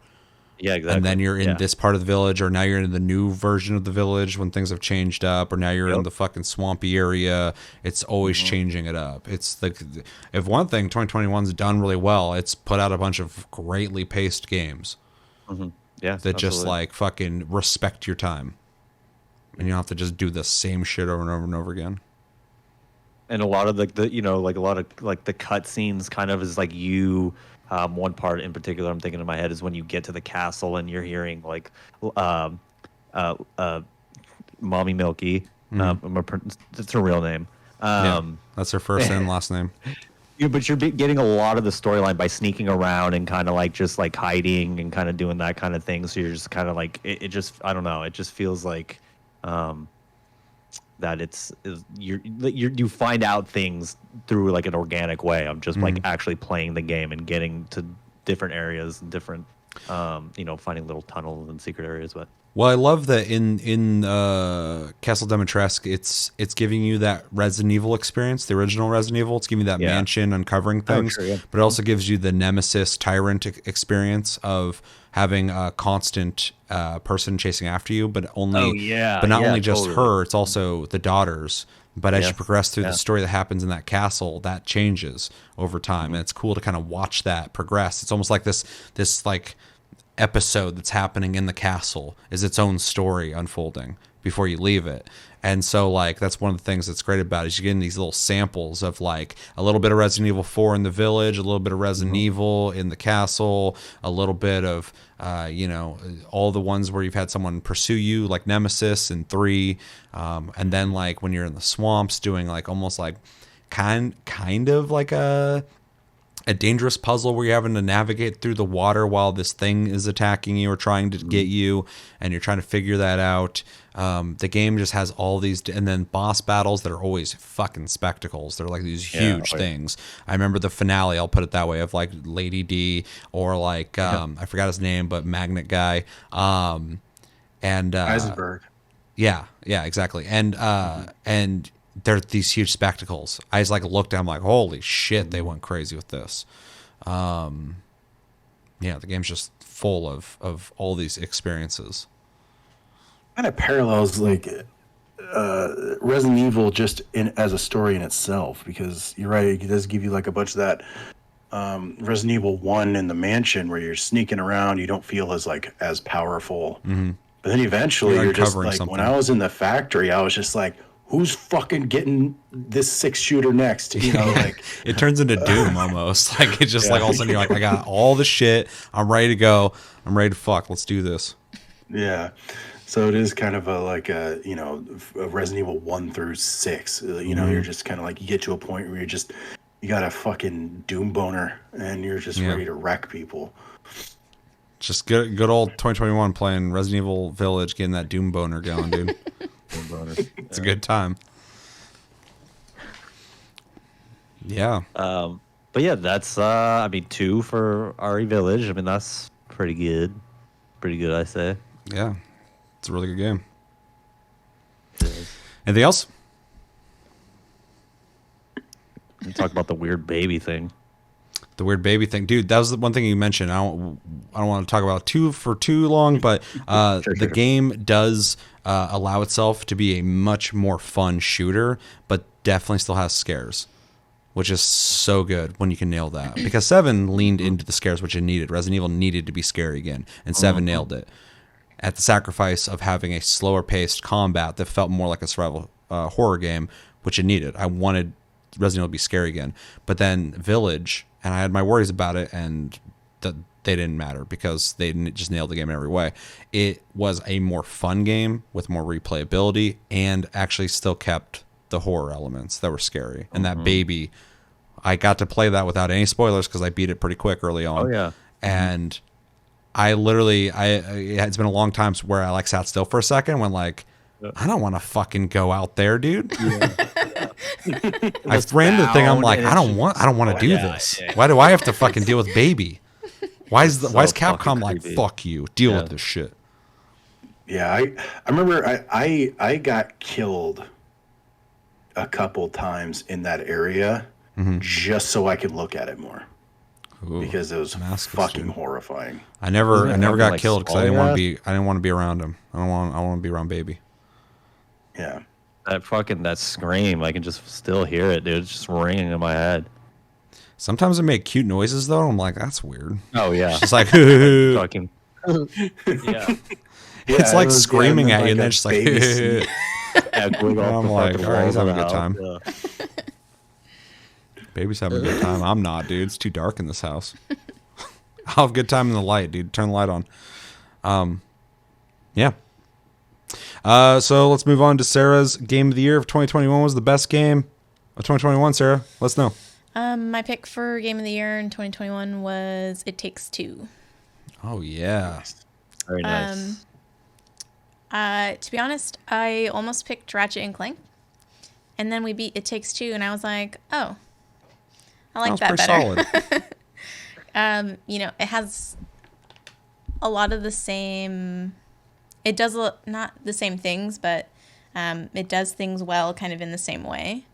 I think there's a huge variety of gameplay. Like, it's kind of mind-blowing, like how many different like genres of game or ways you can play that they sort of like shoved into this experience that still feels cohesive.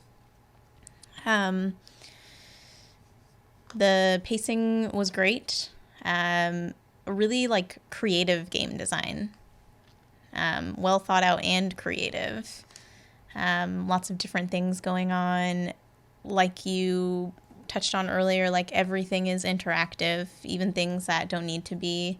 I got distracted jumping on bolts at one part, and yeah, a lot of like extra stuff you can do. So much extra to do. There's a lot of mini games that they've worked into the game that sort of like play off of the environments that you're in. And they kind of like made this little game within a game where it keeps track of which player is winning the mini games. You can see it on like the menu in the game too, like who's winning, how many times you've played the games. Yeah, I never noticed that. Things like that. Some of those mini games are fucking hidden too. I'm just gonna be vague. The garden, there was a rock. I was like, I feel like I can get over that. I like jumped over, and there's a whole area where a mini game was. I was like, oh, you'd already ran away, so we didn't do it. But I was like, this is cool. Yeah. So yeah, I think it does a lot of things really well, and the creativity of the design is really good. And to like compare it to its predecessor, A Way Out, I think that the variety of gameplay is a lot higher in way bigger. It Takes Two. A Way Out is a certain type of game, and it does it well. It's a fun game, but It Takes Two is just so many different things, and it all still feels, like I said, cohesive. Yeah, I don't want to give away too much of it. It's hard to talk about. My favorite sort of combination of gameplay style was when they give you the two different types of watches. Oh yeah. Those really fucking cool puzzles. Yeah, it was really creative. and there was a couple. I felt like it was the part of the game where we sort of ran into like a hiccup the most. Like we just have to like stop and kind of look around and be like, okay, what do they want us to do here? Yeah, just because a lot of games aren't giving you puzzles like that. And so we actually had to like think within the parameters they had set. And so like whatever Galaxy Brain at fucking Hazelight created those puzzles that had to do with like time. It was cool that every once in a while, I mean, sometimes we wouldn't get it. And I'm like, well, you have your ability. We're not using it right now in how we're trying to solve this. So let's start thinking in that. Yeah. And that would typically be it. Like we just weren't thinking outside the box enough. Yeah. Whereas, in obviously not to say anything negatively about the game, but like a lot of times we would just be getting through puzzles without like having to talk about them. Oh yeah.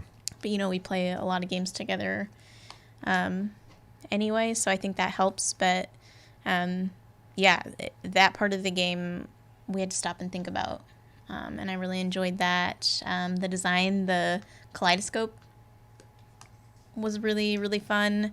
Shit's wild, dude. I'm going to have nightmares about Cutie for the rest of my life. Yeah. And Poor Cutie. yeah, it's a really unique experience that I feel like I can share with anybody. Like, I feel like I could invite my coworker over or something who doesn't play games and play it with her, and it would be a great experience for both of us. Yeah, I think anybody can play this game. Yeah, it is challenging and engaging enough, like for people who play a lot of games, but also still manages to be accessible and fun for I think anybody. I think anybody could find enjoyment playing this game. Yeah, it's design is so well done in the sense that it really caters to everybody. Like it's a game like you think it's just like maybe a third person platformer. It visits so many genres, at certain times that I think you can just appreciate it, the whole experience, but different parts of it you might lean into more than others. It's not just one thing, and it is designed in a sense that gameplay is simple, but the interactions and the experience and sometimes what you can do with those simple things become more of a social element that makes it more complicated. Yeah. And not in like a I can't figure this out way, but like just in a you can get more from it than just like, a game like where you run, jump, and hit things and break things open. The game's very methodically designed in that way. Who played who played who? Who played the fatso and who played the girl? I played the fatso. I played the girl. She played the girl. We're just, keeping it the way it's supposed to be. The way the game's meant to be played, Yeah, okay? the way it's meant to be played, dude. Dudes play dudes and girls play girls, and that's how it is. No. Hard disagree. But you play Final Fantasy 14. But It's on next Game time I Pass, play right? it, huh? It's on Game Pass. It might be. It Takes Two. If it is, think it is. definitely It's on Game play it Pass. on there. Yeah, I'm pretty sure it's on Game Pass. I was looking. Yeah, I up. think it was Sorry, added it is, recently. Yeah. But It's a really good get. the next time I play it, I would just like a way out. I thought the exact same thing after me and Chevy finished. I was like, I need to play that with a different character. And then when me and you started playing, I played as the other character that I didn't play as. This game even further, like fucking than a way out. I want to play it again as the girl May, because I wanna play as Fatso. that's Cody, dude. That's his name. I won't play as Fatso. That's his name. Yeah, the Yeah. game tripped me out because the chick's like Cody, and I'm like Cody. You ain't here, motherfucker. No one Yeah, I named had a Cody. moment on the menu where it keeps track of who wins what mini game, where it said that Cody won this many times Yeah. or whatever, and I was like, I didn't play this game with Cody. Yeah, Cody's not here. Cody don't win man. shit. But Nothing. oh god, I forgot. Oh yeah. So when I played again though, the how different what each character does is so vastly different in this game that I feel like I only played 50% of the game. This game's so co-op that even I did this when you left. Skipping the credits, you have to both agree to do. When I hold circle, it only fills half the circle. So everything is co-op. Everybody has input, and the input on both characters in all the situations is completely different. It even gives you completely different items that do completely different things, so that what you're doing, like I was playing like a mage at one point in this part. And I'm doing all these ice moves and stuff and teleportation, and she was playing like a knight that had like all these attacks, like sword attacks and stuff. And we had to play completely different. I could like teleport through like cages. She couldn't. Yeah. I could like freeze lava to make platforms to walk on. I almost felt like that game that Josh just wrecked us in, the wizard game. Oh. It's not a versus game, but he wrecked us. Magic. Magica, yeah. I almost kind of felt like Magica a little bit. It was kind of neat. And so I didn't get to experience that in a more action-y way like Sarah did, because I was essentially shooting ice and stuff like that. So playing that part, though, like I was like breaking stuff. I'm like, where's the loot? And I'm like, there's no loot in this game. Where's the loot? And like, since you've already mentioned it, like that's the thing. Like that part of the game feels like a little RPG. Yeah. Like, not like that's totally different than other ways that we've played the game. So, Yeah, it's just constantly changing. Yeah. Yeah, I'm just kind of blown away at like the creativity in the design. Yeah, everything about it's So- great. The creativity's great. Yeah. The imagination's great. The gameplay's great. The design's great. The music is actually really good in some areas. Like I was Yeah. like listening to them, like this is good. So they just fucking knocked out the park with that game. They really did. Little spider buddies. Well, dude, the only time I've ever seen in any game ever where they try to represent spiders in a non-negative way. They made So them like these cute. little cute buddies, and I was like, "What the fuck?" And that, So like weird. the web shooting with that was just like, Really neat. yeah, like moments kind of like, you know, I'm like turning my head even though like it's not like you're kind of going upside down and stuff. It was, Yeah, when you got It's your just a spider really buddy, good I was like, game. "Where's mine at, dude?" I And know. I got one. I'm like, "Fuck yeah!" My spider buddy. I don't want to talk about too much though. I don't want to ruin it. It's fun Yeah. seeing all these things as we got there. So I want it's to play just- it. I'm definitely. Oh yeah, if it's on Game Pass, I got Game Pass. I'm gonna play that shit. yeah, yeah. yeah. One game of the year, and Sarah's game of the year, almost mine. So definitely recommend it. Anything else? Nope. I feel like I could just gush over the game for a long Yeah, time. I mean, I'm so- sitting here joint gushing with you. So But yeah, I feel like that's the gist of it, and I think you touched on a lot of positives as well. I'm just really impressed with the game. yeah, it's great. And again, just being a fan of what they've done before, it's awesome to see this trajectory. I can't wait to whatever the fuck they make next. I'm buying it. It doesn't Yeah, matter. it's cool to see like how they've stepped it up with every game that they've released. Yeah, As far huge as like steps. the co-op, it's you know, they're really just like pushing the limits of what they can do with it. Yeah, I hope the next game they make is a 2-player co-op game. I want them to stick with that because they're so good at it. So Yeah. yeah, Make it weird. Make a 3-player co-op. Just you gotta fucking all 3 of you gotta. It takes do 3, dude. Shit at the same time. That's plays Galaxy Cody May brain and shit, whatever man. the robot daughter's name is. That little girl is creepy, dude. All right, so I'll jump into my game of the year. I was thinking about what my game of the year is going to be, and I feel like I don't think I'm going to surprise anybody here. I feel like I've known since I played it, but what kind of qualifies it for me is how enthusiastic I've been about the idea of the game. I played a lot of good games this year. I've played a lot of pretty good games this year. Played a lot of games that were really good but had some weaknesses to them. I played some disappointing games this year. This game, not only did I play and I was like, this game's fucking awesome, I'm like enthusiastic about it. If someone says it's good, I'm like, fuck yeah, dude, that game is dope as shit. You're right. It's a game I can't sell enough to people, and it's also Resident Evil Village. That is my game of the year as well. I remember playing it for the first time, and my expectations were it was going to be about as good, maybe a little less as good as Resident Evil 7, and it was just way better than I thought it was going to be in every single way. It is a gorgeous game visually and also in its design. The graphics are great. The character models look great. The enemies look awesome. They're gross. They're dynamic in the way that they move, dodging your bullets when you shoot at them and shit. The The design of the world, we've already touched on a bit, is fucking gorgeous. It is such a beautiful looking game, and I love that dark shit, like that haunting stuff, and it's got both. It's beautiful and it's creepy, and it's just perfect for me. The castle on the hillside, the village itself is a character of its own. So is the castle. The warehouse, not really a character. That's just a place you just blow people away at. But as Josh touched on earlier. But yeah, the design is just so good. And then like coming back to that Resident Evil experience of going through areas and going, oh, I can't go through that door. Or I can't get through this gate. Oh, I don't have the tool for that yet. Kind of that Metroid experience. And then going ahead and then finally you find the fucking wench and you're like, oh shit, there was like 8 things I should have been able to open earlier, but I can't now.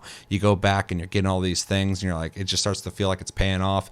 And then certain doors start opening. They go to whole new areas and wrapping back kind of like a Dark Souls game.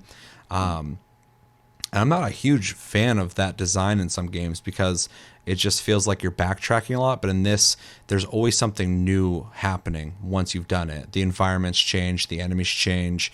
It's always keeping you on your toes. Combat is, well, I guess it's easy to make this claim, is the best that Resident Evil has felt in first person easily. They've only done it like 4 times, but this is definitely the best. I was going to say the best it's ever felt, but I think Resident Evil 2 Remake is the best that Resident Evil's felt. I fucking love that game too. But yeah, the combat is awesome. Every gun feels great. Even the default pistol, upgrading that thing and later just being able to shoot faster and get those headshots. The shotgun's awesome. Grenade launchers, revolvers, machine guns. Fucking, there's all sorts of crazy shit. And then the cool bonus stuff you used to get in older Resident Evil type games, like the lightsaber and stuff like that. The currency you get to upgrade your weapons and then buy other weapons when you finish the game makes the game super replayable in the sense that it's already fun to play and now it's giving you new ways to play it. As soon as I unlock a new gun, I was like, I want to use that, so I had to start the game over, which was always fun. Even as you go up in the difficulties, certain things in the game start changing. You go up 2 difficulties from normal, I forgot what it's called, and enemy placements are different now. So it's super replayable in that sense, especially if you want like a new experience that you didn't have before. The enemies are awesome. The variety is much better than 7. It's a huge improvement. They literally listened to everything good and bad people had to say about 7 and just went with that. So yeah, the enemies are a lot of fun to shoot at. It gives me that Resident Evil 4 vibe, where like it's scary in the moment when you got like 5 werewolves running at you, but it also feels good when you're shooting them. It's a good shooter. The combat is very well done. The bosses are awesome. They're all imaginative. They're very anime. I felt like I was playing an anime in that sense. Cody kind of said earlier, but it's kind of like goofy sometimes, like an anime. It gets serious and then it gets goofy and gets serious, and it kind of goes all over the place. I think Ethan is a more consistent and more well-rounded character. I don't think he's like fucking Solid Snake or anything, but like I liked him by the time I beat the game. I was like, okay, he's a pretty cool character. I didn't feel like that at all in 7. So that was cool to see. And yeah, the bosses kind of give me like that Berserk God Hand feel where like you got like the 4 people you got to go take out one by one. And then the end boss, which I won't talk about too much at all, fits in nicely in the Resident Evil lore. And is very impressive looking visually when you fight them at the end. I really like. I was just looking. I even brought Chevy. I was like, dude, check out this boss. This is fucking crazy looking. Even Lady D, her finale, is really fucking cool. You know, if you just saw her in the previews, like, oh, she's the big chick that everybody calls Mommy Milky. That's cool.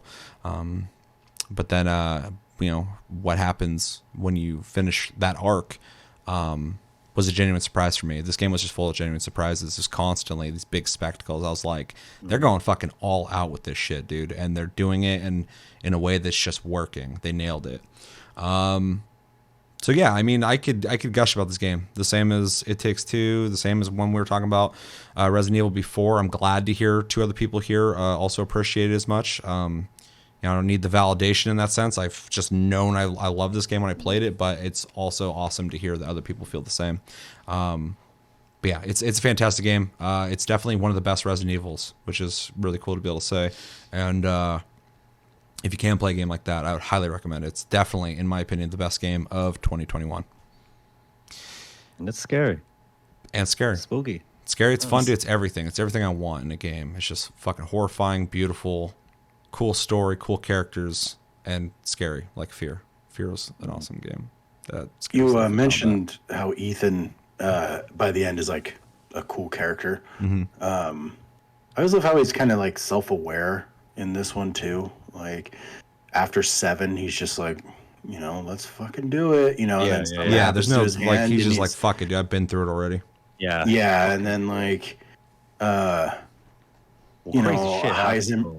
in like the end, Heisenberg is saying something, and he's like, "Yeah, fuck you," he's just fed up with it, and his evolution, especially given certain things about him now in 8, he's just like, "Fuck you, I don't care." Yeah. So the way they took the turn with him, instead of just being like that, was he in 7 a journalist? I don't remember. He's a guy looking for his girlfriend. She hasn't been home in a while cooking him pot pies, so he's like, I'm hungry. And then he fucking shows up to save her, and this bitch starts fucking stabbing him. And he's like, what the fuck, dude? And then she meets meets the whole family. Welcome to the family. Yeah. Welcome to the family. Hey boy, welcome to the family. Anyway. But yeah, even like, I didn't like Heisenberg as a character, but he was well acted. Like his character model looked good too, dude. Just like the way like all of them look so detailed, but like he just for some reason all the details on him and stuff just looked really good. Just reminded me of his Father voice drove me Gascoigne, fucking nuts though. He just reminded me of Father Gascoigne, yeah. His voice was so dorky. Oh yeah. Yeah, it was like a weird Ethan Winters. Yeah, it was like at first my first thought was like, is that fucking the dude who played Higgs from Troy Baker? Death Stranding? Yeah, I was like, is that Troy Baker? It and then he said something. Like Troy Baker. That was not Troy Baker. Character, yeah. Because his like his tone and shit, I was like, that kind of sounds like him, but it just it's not quite Sephiroth and Final Fantasy VII Remake bad, but it's like kind of dorky sounding. It doesn't seem like that's what his voice should sound like in like, I don't know, Japanese or something. Yeah, it sounds kind of goofy. Like a rancher. I don't know. He's weird sounding. He just has like that weird, like someone was like, your character is like a quintessential like smart, sciencey kind of guy, and you view everyone as lesser than you. So like when he shows up, like, who are you? You're not from around here. Like it's like that kind of dorky shit. I'm like, oh god, exactly like how that fucking guy sounded. Yeah, it's like, Ethan, we got work to do. Tinctures. And tinctures. I would prefer if he's like, if you talk like that, I'd be like, that's a character. That guy's fucking wild, dude. He's even like the Hunchback of the Seven Seas, that fucking fish guy. He like his character model's nasty looking. Every time I saw that guy, I was like, "You're fucking sick." That's a nasty boy, dude. He's like, walks around going, Mother Milky, well, Humpty Dumpty. Yeah, dude. Yeah, he's like I can't remember. Does he have like that coat on? He's like this fucking he's hiding his filth, dude. On. It looks like Mr. Toad, dude. Fucking just slimy Mr. Toad, just fucking just dragging around. I saw people saying they felt bad for that character. I'm like, fuck him, dude. Like, you read his logs and what he did to people. I don't give a shit what his fucking story is. Yeah, he was. Yeah, they were all assholes. He was picked on.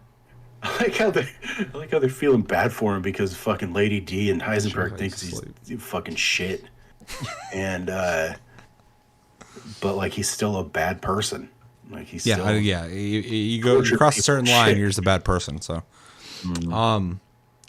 anyway, to get this moving though, we obviously all dug it, and it's a great game. And like I said, definitely my favorite game of 2021. But it's very close. I think It Takes Two is also fantastic, but I don't feel fucking this like hell yeah about it. But it's awesome. Love it. All right, Chevy, you gotta wrap this up for 2021. What is your favorite game?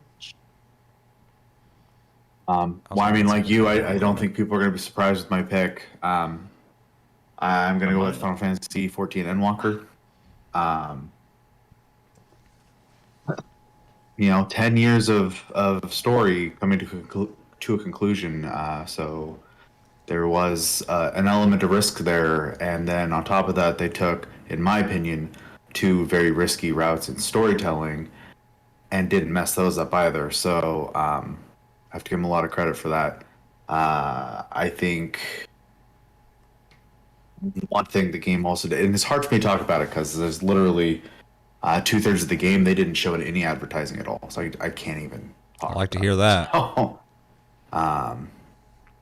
but the way it mostly ended, there's a part I am nitpicky about, but people who've played it will know. But the ending of the actual story itself, it kind of just solidifies for me at this point now that 14 is probably my favorite Final Fantasy of all time now. That's They fucking did. wild. It's pretty crazy. And then here's the best part. On top of that, it's an MMO. So I get to play it even afterwards and still enjoy it. But Yeah, you don't have to just leave it storyline-wise, and then I just replay love it to get the story again. Like you're just still in it. Yeah. Yeah, it was a wild ride. Josh earlier when he was talking about, my mind went blank there. Anyways, he used the term melancholy, and I actually think that word actually is really appropriate for the last 2/3, especially last third of Walker. I felt pretty emotionally like in a weird place at that point in the game. So it's hard to convey that because I can't talk about it. So, game has some pretty heavy topics in it. Is really surprising to see. So, yeah. So I would recommend, even if you're not into MMOs, you don't have to play it as an MMO. It is 100% a Final Fantasy title. It's a long commitment at this point, but I do think it's 100% worth it. And their craft, just as a development team, only gets better through each expansion. So any complaints you might have early game probably get alleviated over time. So, but yeah, I Yeah, that was absolutely funny. love it. I thought it was funny. Somebody on Twitter a couple weeks back, I remember they were like saying like, to think there's people out there who still don't realize that Final Fantasy 14's a legitimate Final Fantasy game. Like they think it's just an MMO, and it's like no, it's like a full on Final Fantasy, like a just mainline Final Fantasy game. Yeah, it's Final Fantasy first, it's MMO second. Yeah, the amount of people that I see talking about the like emotional responses that they have to the story in that game it's just like I see it everywhere. That's the opinion. Yeah. So everybody agrees on. Yeah. Exactly. And I've just been really happy to see the amount of praise it's gotten this year, even prior to Endwalker, and then to release Endwalker to like positive feedback is really nice. I think it's a really good game. I think they deserve all the praise they've been getting. And I'm happy for them. Happy for the game. Yeah. Happy for the players. Happy for the players. It's gonna be on Sarah's fucking tombstone, dude. Happy for the players. Happy for the It's one of those players. games I always think about. I always think about playing. One of the things that Sarah brought up that it was just, it's always been solid. So like a lot of MMOs, like you always hear like with WoW, for example, there's always the hardcore group that are like, man, the expansion better fix this. I hate the game until the expansion comes out. You know, and that I've seen that happen with Guild Wars 2, saw that happen with WoW. I don't really hear that a lot with Final Fantasy 14. I always hear just, this game's fucking solid. I can't wait for the, expansion and see what they do with it. And I don't know if that's a community thing or just a huge testament of how the game is. I like to prefer to think it's the latter, because I do think that game is a fucking testament of what MMOs should be. And I think it's a how their testament community is. with the influx of new players repeating that didn't give it a chance originally, and then they did because of the hype, and a bunch of them end up saying the same things. Yeah. So obviously there's something going on there. Yeah, and like they've just made a game that is historical, when it comes to MMOs. Yeah, at this point, I would agree with that. Yeah, it's 100% in that big pantheon of MMOs. And whatever they do next, I'm excited. I mean, I say I'm gonna play that fucking game all the time, but I never do. Same, dude. And I'm a little more responsible about it, though. I'm like, I'm not gonna do it right now, but I want to. So like that, that does end up on a list of regrets. Though I'm probably hundreds of hours of behind in gameplay, but I think Shay would argue definitely- getting through that story is more important, like digesting the story. Not that you're behind people in their gameplay, but that you should experience the story. I think it's a general community sentiment as well that there's no bad time to get into it, and no one wants you to rush. Just like if you're not a story person, and this one's a little more contentious, but like if you just want to raid, buy a boost and raid. It's fine. Like just make sure for everyone else's sake, learn your job, learn how to play. But that's another thing you don't really hear that you hear with a lot of other MMOs. It's like, hurry up, rush through the this expansion, then the game gets really good. From everything that I understand, that the expansions do get better and better and better, but the original game is still fantastic. yeah, I've gotten into none of the Heaven's Ward. That's the first expansion, right? I got into none of that, and I still just have a good time with the game. It's still awesome, and I haven't even touched any extra shit yet. So I have nothing but praise for a game that I don't play. I mean, it's awesome. Yeah. That and even the community is great. Yoshi P and his team are great. They're very community driven. They listen. They have feedback. They communicate. It's just a really good. they apologize. System. Yeah. Yeah, that's a wild and one. so that kind of ecosystem, it's there in some games, but not a lot. So it's quite refreshing to see it in such a way that gets things done. I feel like it's and go ahead. I feel like it's one of those, maybe like the only MMO that has been around for so long and still gets like universally positive praise. Like any other game that's been around as long as this game has, it starts to be like, oh, even if the story's still good, it's still like, well, the game's a little bit bloated now. Like it's hard to play. Like there's all these problems. And, not to say that Final Fantasy is perfect because, games aren't, but just to see it still getting so much positive feedback is really refreshing, especially in this genre. Yeah, and Shout out I to could easily sit here and ESO rip a bunch of stuff. for getting better. Well, ESO, yeah, for sure. Yeah, I said shout out to ESO for being an MMO that's just gotten better over time. Sure. Yeah. And yeah, if I needed to, I could easily sit here and just rip apart parts of 14. I wish they'd improve. Like it is a video game. But when I think about my game of the year, similar to when the original Last of Us came out, it is rare. It is extremely rare for me to get emotional from an entertainment medium, and it accomplished that. So. It's cool. It's good to hear. Glad my own brother's got fucking emotions, dude. Dude, I was gonna say I feel like a bitch because I cry all the fucking time. Yeah, dude, I'm just looking for reasons to cry, dude. Shit. Like, let me feel something, dude. Crybaby, Give me dude. a little bit of that. I need to feel. I cried for Cutie, dude. Metal Gear Solid 4. Oh, dude, that's a cry fest, Seth dude. and I sitting there trying to butch up, but we had tears running down our face. It's like, that was a pretty cool scene, huh, bro? Yeah, dude, that was. They did that one well. 20 minutes later. Cody, you have anything to add to that? You play 14? Is it? No. You're But I could just get in on the sentiment that I could play it, because I just, I could play for the story. Like I'm definitely more into the story. I don't. There are certain times where I get into like social gaming, MMOs and stuff like that, or I want to play them. But it's not for me.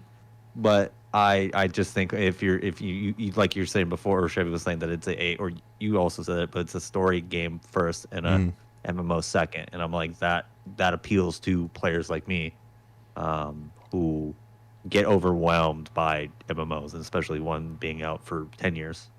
Yeah, it's a lot of shit to catch up on. Yeah, it's a lot of shit. Yeah. To counter the overwhelming thing too, as well, not counter, but to kind of like add something to that. One thing that every MMO on the planet does, the longer it's out, is you log in and there's just quest markers everywhere. Sure. And that is overwhelming for like most people, I'd say. And the one thing I always try to emphasize with 14 is like the side quests, just ignore them. Just only do the main scenario. Just get through the story. And if you enjoy yourself, those side quests are there to do later. Like, some people don't do them at all. I mean, one of the big content creators for the game, Mr. Happy, like his mini map makes me want to have a stroke. So, because there's just quest markers everywhere, and I can't handle that. I have to clean the map up. That's my biggest issue. Is like every time I'm like, oh, every time I run into like a new village, I'm like, motherfucker, because there's just shit everywhere. It bothers the hell out of me. Playing Endwalker with the group I play with, I was probably one of the last ones to beat it, and I was one of the first ones to log in. But I did every side quest, and a lot of them just beelined it through the story. So. I have to agree with Chevy, like as someone who's played a lot of MMOs, and has just recently given Final Fantasy like a real honest go. It's far less overwhelming for a game that's been out that long than other games I've played. Even like, dude, even WoW. I played WoW for years, not recently, and going back to it now, it's just like, I don't know. I'll just log out. Like, even when Final Fantasy doesn't feel like that. When we return to ESO, like every zone is its own story and progression. It doesn't really tell you that too well. And then every place you go, there's just a shitload of things to pick up, and half the stuff you don't even need to fucking pick up. Yeah. It's just trying to give you that Elder Scrolls experience of you can go do journeys anywhere. You don't have to though. It's not the core progression. It's just something to do, I guess. But like it is kind of overwhelming because I was just grabbing quests in all these zones from all over the fucking everywhere, and I was like, fuck dude, where do I even start? And it's like you just gotta find one, you pick where you want a fucking quest and start there.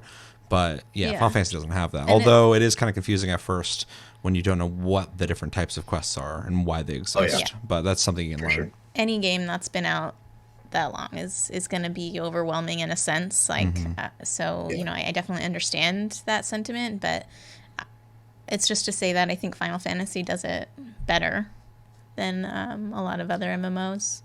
I think Guild Wars 2 is pretty good about it too, but that's structured differently. Yeah. That being said, the game is completely suffering from success right now, and you can't even buy it. So I apologize if I sold it to anybody. Suffering you from can play success, it for free, I think, still, right? No, you can't play it at Not all right now. Dude, didn't you hear on Twitter? Is the native PS5 version out? Yeah. Not for you. You ain't playing. Yeah, not for fucking anybody right now. But. Also has PS5 controller features. Nice. And supports the PS5 audio system. That's cool. I didn't know that. I gotta experience that. I haven't even fucking tried that out. Hearing the PS5 audio. All right. Well, unless there's anything else to say on any of the games for Game of the Year, those are our games of the year. So I invite anybody watching this to let us know in the comments what's your game of the year, what's your favorite game of 2021, and if you want to, give us some runner-ups. What are things that almost made that? Let us know. I'm definitely curious about what other people think. We got a lot of varied. Well, I guess for Game of the Year, not really. 3 of us picked Resident Evil, which is awesome to hear. But yeah, we got a lot of varied runner-ups and stuff, especially Cody bringing the fucking random ones. Very cool to see. He's always the wild card. Always, every Tasty Cast. Every time you're on, dude, we don't know what you're gonna say. We're like, fucking watch that guy. He's the wild card. It's like streaming in lobbies. Yeah. Closing out, and you guys can do the same. I'm just going to give a couple shout outs to the games that I considered for my top 3 games. There's a bunch of great games that came out this year, some real shit ones too. But there's a lot of games that I played that I really enjoyed. I was like, do I have a place for those? And I didn't. So I just want to say them anyway, just to kind of give them a shout out. First off, my biggest shout out is Cyberpunk 2077.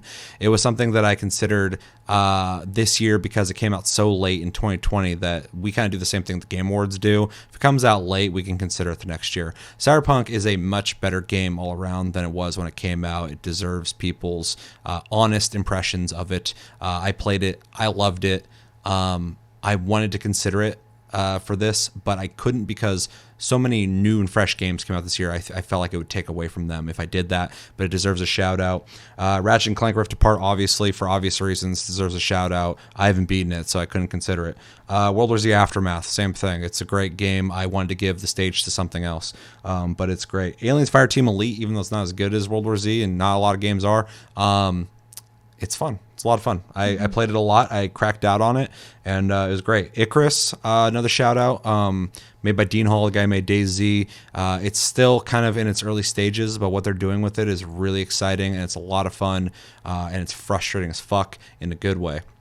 So shout out to that. That's probably one of my most excited games of 2021 because it came out. I played it. I really like it a lot.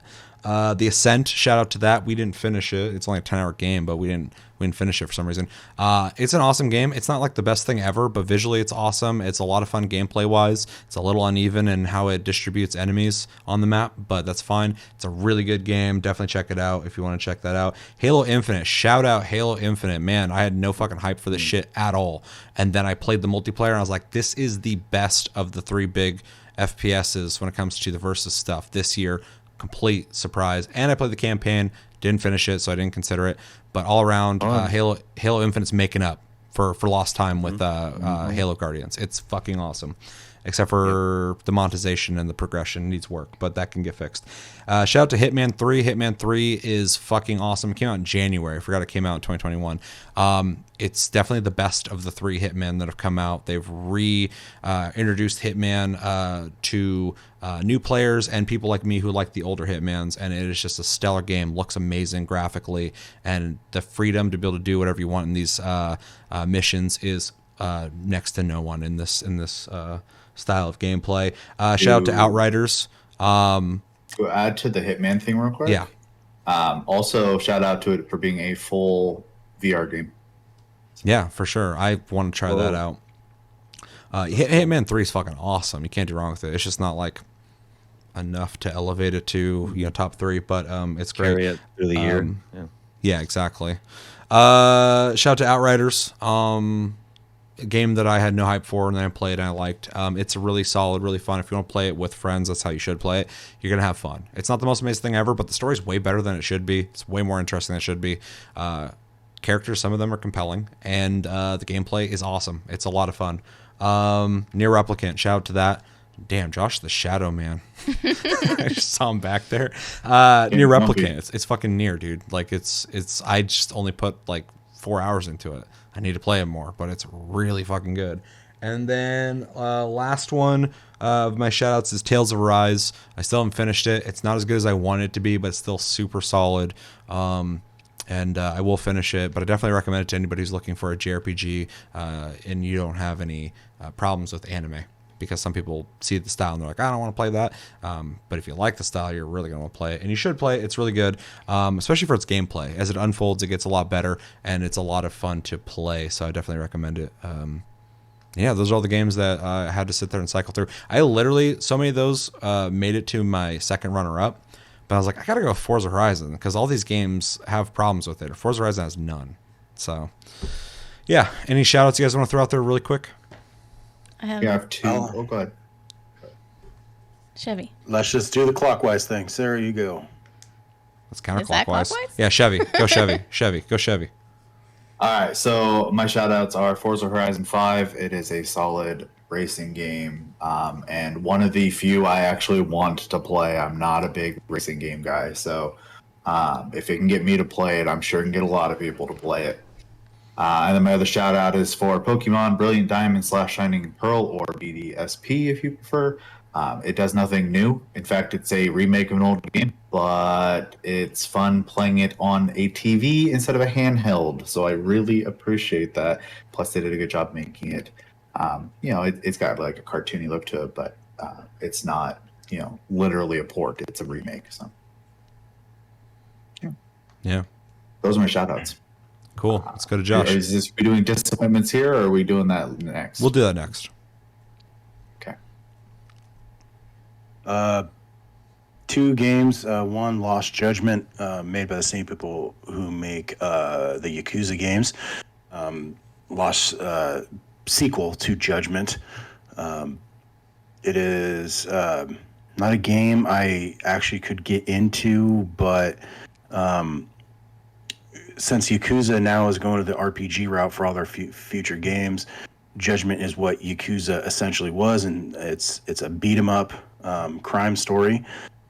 Anything that company puts out is good. Like, I haven't seen anything bad from them. Did you see the lead guy left though? Yeah, I did. I'm so that's worried kind about of a that fucking because those bummer. games are so good, and I'm like, they obviously were coming from one mind. Yeah. And then the second one is Valheim. That released Oh yeah, shout out to Valheim. this year. Fucking A. I'd like to get back into it, but I just haven't had the time.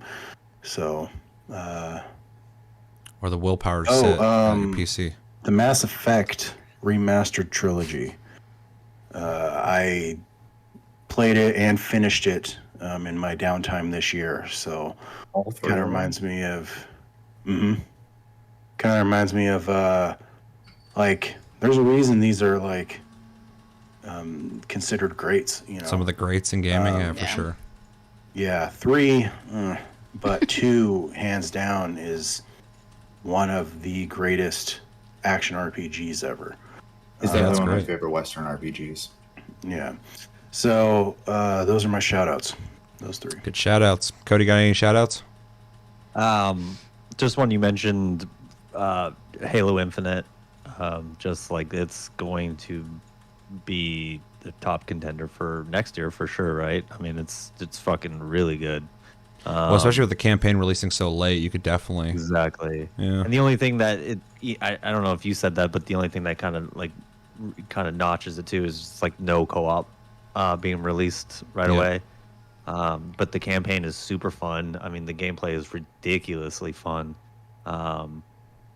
Yeah, that's my shout out. Yeah, for Takes sure. me back to the Halo old days, Infinite. dude. Like of playing like older Halo. Like I forgot how much I missed that when we were playing it Oh, yeah. again. I was like, dude, I forgot Halo had like a place. Like there's Yeah. no first-person shooters like Halo, and like it reminded me of that. So that's obviously good. It's what they wanted Oh, I'm to getting do. competitive with it too. That shit Yeah. is it's fun. Like it's legit fun. Like I definitely have days where I just come home and just crack out, and just play it, and just forget how long I've been playing. You need to hop back into it. Last time we were playing, we're doing pretty good. So Oh yeah, yeah. you get Get Josh some- in there. Some SWAT. Yeah. Need to get. I mean, their Xbox is in the wild now, but fuck all my money and went to something else. So Fair. True. Sarah, up again. you got any more shout outs, Cody? Just that one? Just that one. Yeah. Yeah. Cool. Yeah. My first shout out is Outriders, because I felt like was a little bit of an underdog. It seemed really generic. I wasn't that interested in playing it, and then I don't even remember why we ended up picking it up, but the story was much better than I expected it to be. Gameplay was interesting. Difficulty scaling was also done well, I think. Smart. Yeah, that's weird. As far as like what they scale up, I wasn't in love with. It did get a little like bullet spongy, but I really liked the way the world leveled up, and that it felt dynamic. Like the better you were doing, the harder stuff got. If you started to do poorly, it would scale it back, and you got better rewards and things like that. But gameplay-wise, classes were all really interesting. Gameplay varied. I had a lot of fun playing it. Yeah. Next shout out is Icarus, for taking what sometimes feels a little bit stale in a survival game and mixing it up. I think the way they've designed the objectives and It kind of allowed them to make that like tedious survival game that I really like, while still keeping it interesting, by giving you other things to focus on, other things to do, and making it feel like a dynamic experience. Next is Humankind, for taking the Civ model and changing that up as well. It's not just like Civ. It gets compared to Civ a lot. I think there's things that it does better. I think most importantly, though, it felt like they really made an effort to try to do something differently, which I really appreciated. It's a really fun game. It's one of those games you just like sit and suddenly, 8 hours have passed and what are you doing with your life? And then my final shout out is to Godfall Fire and Darkness expansion that came out this year. Me too. Shout out. I was super, super hyped for Godfall last year before it was released. Somebody was. And I was the only one. Yeah. You're the reason I bought it. I was disappointed by it at the time. I think Fire and Darkness came out this year and made it the game that it should have been on release. Added a lot of really cool features. Added a whole new realm, I guess, like a whole new level, a whole new story campaign that was done much better than the first one. Added different gameplay types, a bunch of skins, like a bunch of stuff. Loved it.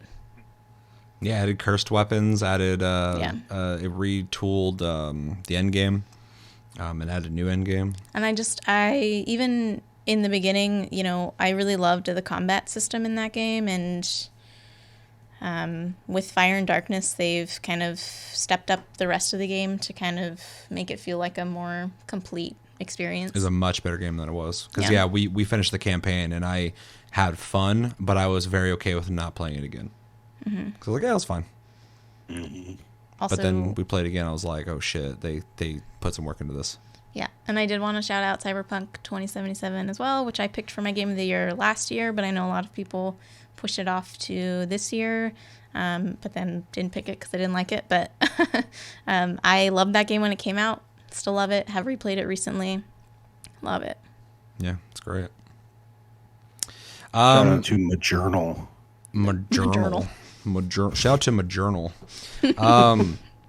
All right, and then before we end this shit, it's been a great year for games. There's been a bunch of great bunch of great games this year and next year. This year. We're in 2022 right now. It's going to be a bunch of great games, even more so. So shout out to 2021 for offering a bunch of great games. With that, though, there were some disappointments. I thought it would be fun to just kind of go through. I'm not going to sit there and shit on games because, maybe you like it. It's not fun for you to listen to me, but maybe if you hate the game, you're like, dude, fucking tear it apart. But a couple things I just kind of want to throw out there that I thought would be interesting when it comes to the disappointments. Disappointing games for me this year. Back 4 Blood. I liked it, but I didn't love it. I wanted to love it, and I probably could still love it. I think it's worse when a game comes out and it's almost as good as I want it to be, but not quite, because now I'm just kind of waiting. I'd rather it come out and be like, well, that game's fucking shit, I guess. I'm not going to play it anymore. But now I'm just kind of sitting around watching Back 4 Blood going like, is it awesome yet? Because it's pretty cool, but is it awesome? And it seems to be kind of a thing. It seems like a lot of people kind of had that opinion. So hopefully they can turn around and make it something that's really exciting to play. But it does kind of suck that when I was playing Back 4 Blood, I was like, they're re-releasing World War Z Aftermath and adding new content. I kind of want to go check that out. And I played, I'm like, this is fucking better. And if you were disappointed by Back 4 Blood, buy World War Z. Yeah, 100%. If you wanted something more from Back 4 Blood, play World War Z. You won't be disappointed. I'm rooting for Back 4 Blood. I'm not talking shit about it. Another big disappointment for me this year, and almost all these games are games I was hyped for. I wasn't ready for them to be negative. I wanted them to be good. Far Cry 6. And I know people are mixed on that. So if you liked it, I'm not saying it's a shit game. I'm not saying it's bad. I don't even think that. But it wasn't as good as I want it to be. Just so you know, I'm like a Far Cry 5, Far Cry 3 guy. Everyone's a Far Cry 3 guy. I love those games. I think 5 is the best one. But 6 felt hollow in a lot of ways. It was a fun experience. It's fun to do co-op, but I did get to a point where I just want to be done with it.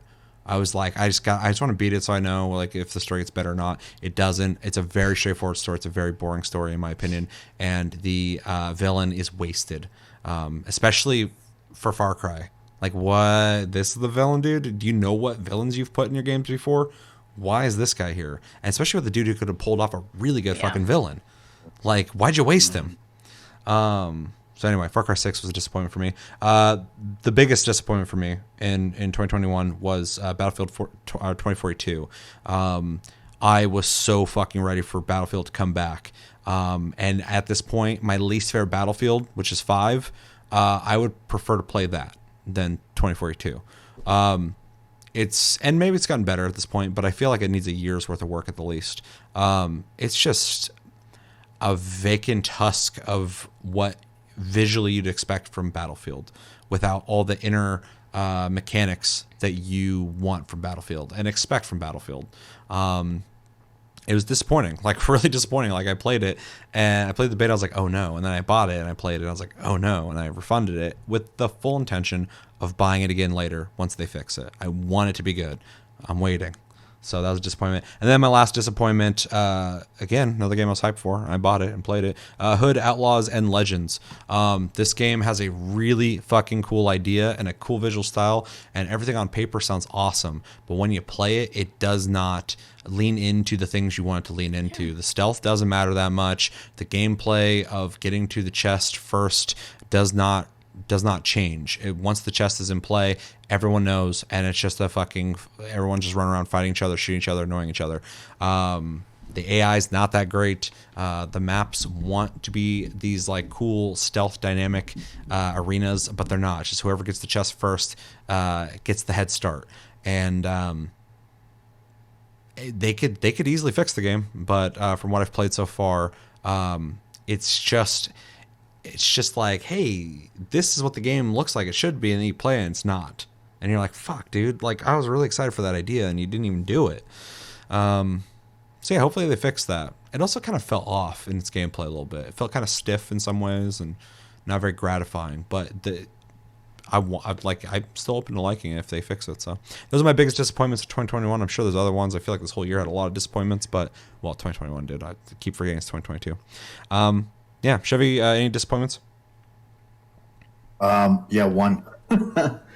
I really wanted to play New World, and I lost two 3080s to that game, and it also was riddled throughout the year with, and I can overlook bugs, but critical bugs, that were economy shattering and also risky.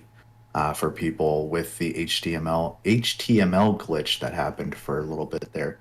Now, obviously, these are problems they've worked on, but some of them honestly should not have existed in the first place. Especially because games in the past have had these issues and they had that to look back on and should have had that knowledge. Now, I do want to put it out there that I don't think New World is a bad game. I wanted to like it. I enjoyed playing it. I'm not in the camp of it's a shit game. I do think it needs work on a technical way. It needs content, and hopefully at some point I can feel comfortable playing it because I'm not going to lose a third graphics card to it. Yeah, you've already done it twice. Why would you? Yeah, that's fucking major. And to add on to that, I want to give New World a positive shout out in the sense that someone made a new MMO. And for me, I'm also not in the camp of it sucks. I enjoyed it. I thought it was a lot of fun. Once I realized Chevy wasn't going to be playing regularly, though, I was like, well, it'll just be me and Sarah, and we can just go play something else until it gets like good or whatever. Well, I wanted like more and more people to play it, and then like all these problems kept stacking up. I'm like, people aren't going to play this. So anyway, yeah, shout out because it was a fun, refreshing, and brand new MMO. But then, yeah, the problems that affected Chevy obviously, bother me, but they didn't affect me. So whatever. But then, like, some of the other big issues, some of the earlier bugs that I can overlook as well. But yeah, when it starts getting to the point where people can crash your game, and there's all these like amateur mistakes that they made with the release of the game, get your shit together. That's all I got to say. Fix the fucking game, get it going, because I enjoyed it. But it also is disappointing to see that a game I liked had this many problems, and some fucking critical problems. like destroying hardware. Just- That's crazy. Yeah. Just remember, Amazon is an indie company. Yeah. Yeah. Yeah. If you look at their track record of games. Yeah. True. Yeah, it kind of freaks me out for Lost Ark. I Same. want to play it, but it was fun. But, Yeah, it's fun. Yeah, Until they Amazon doesn't fuck it handle up. things very well. Yeah. Any other disappointments? That's it. Yeah, it was a good one. I completely forgot about that. Josh, any disappointments? I absolutely fucking detest Far Cry 6. What? I do not like that game at all. Far Cry 6. Oh, you're really quiet for some reason. Oh, sorry. It's like you're back in a No, box. I do not like Far Cry 6 at all. It was an insane disappointment to me. Huge step back from 5. I just thought it was very, very cliche in everything it did. And none of it, in my opinion, was enjoyable. Sorry about it, but it's just I didn't have a good time with it. I thought the story was bad. The characters weren't cool. The villain was terrible. Gameplay, bringing in like if they're armored, you have to use an armored weapon. If they're soft target, dude, just let me Yeah. fucking kill stuff. This shouldn't be a fucking what New Dawn did. Yep. It's like a middle ground. Health bars and shit. Like, if I shoot them in the head, they should be dead. If they have armor on, then whatever. That's a staple of Far Cry. But like, don't make it like this meta game thing. And then where then there's a chopper in the air, but I got to use my ultimate to take it down, and it's fucking ridiculous. Oh, dude, early game, you better have that fucking Supremo where you can shoot down helicopters with the rockets, because like every gun doesn't do damage to helicopters. They're like it doesn't feel realistic. It feels like it's very like gamey in the sense that like you need the right weapon to defeat this enemy. They give you all these options and then force you into playing a certain way. Yeah, it got to the point where I wouldn't even and- fucking switch out the first Supremo in the game Yeah. because it was the most useful. There's some that were kind of interesting, but why would I use them when anytime a big threat shows up that I'm having problems with, I have a delete button. That's it. Like it's they give you the best thing in the beginning.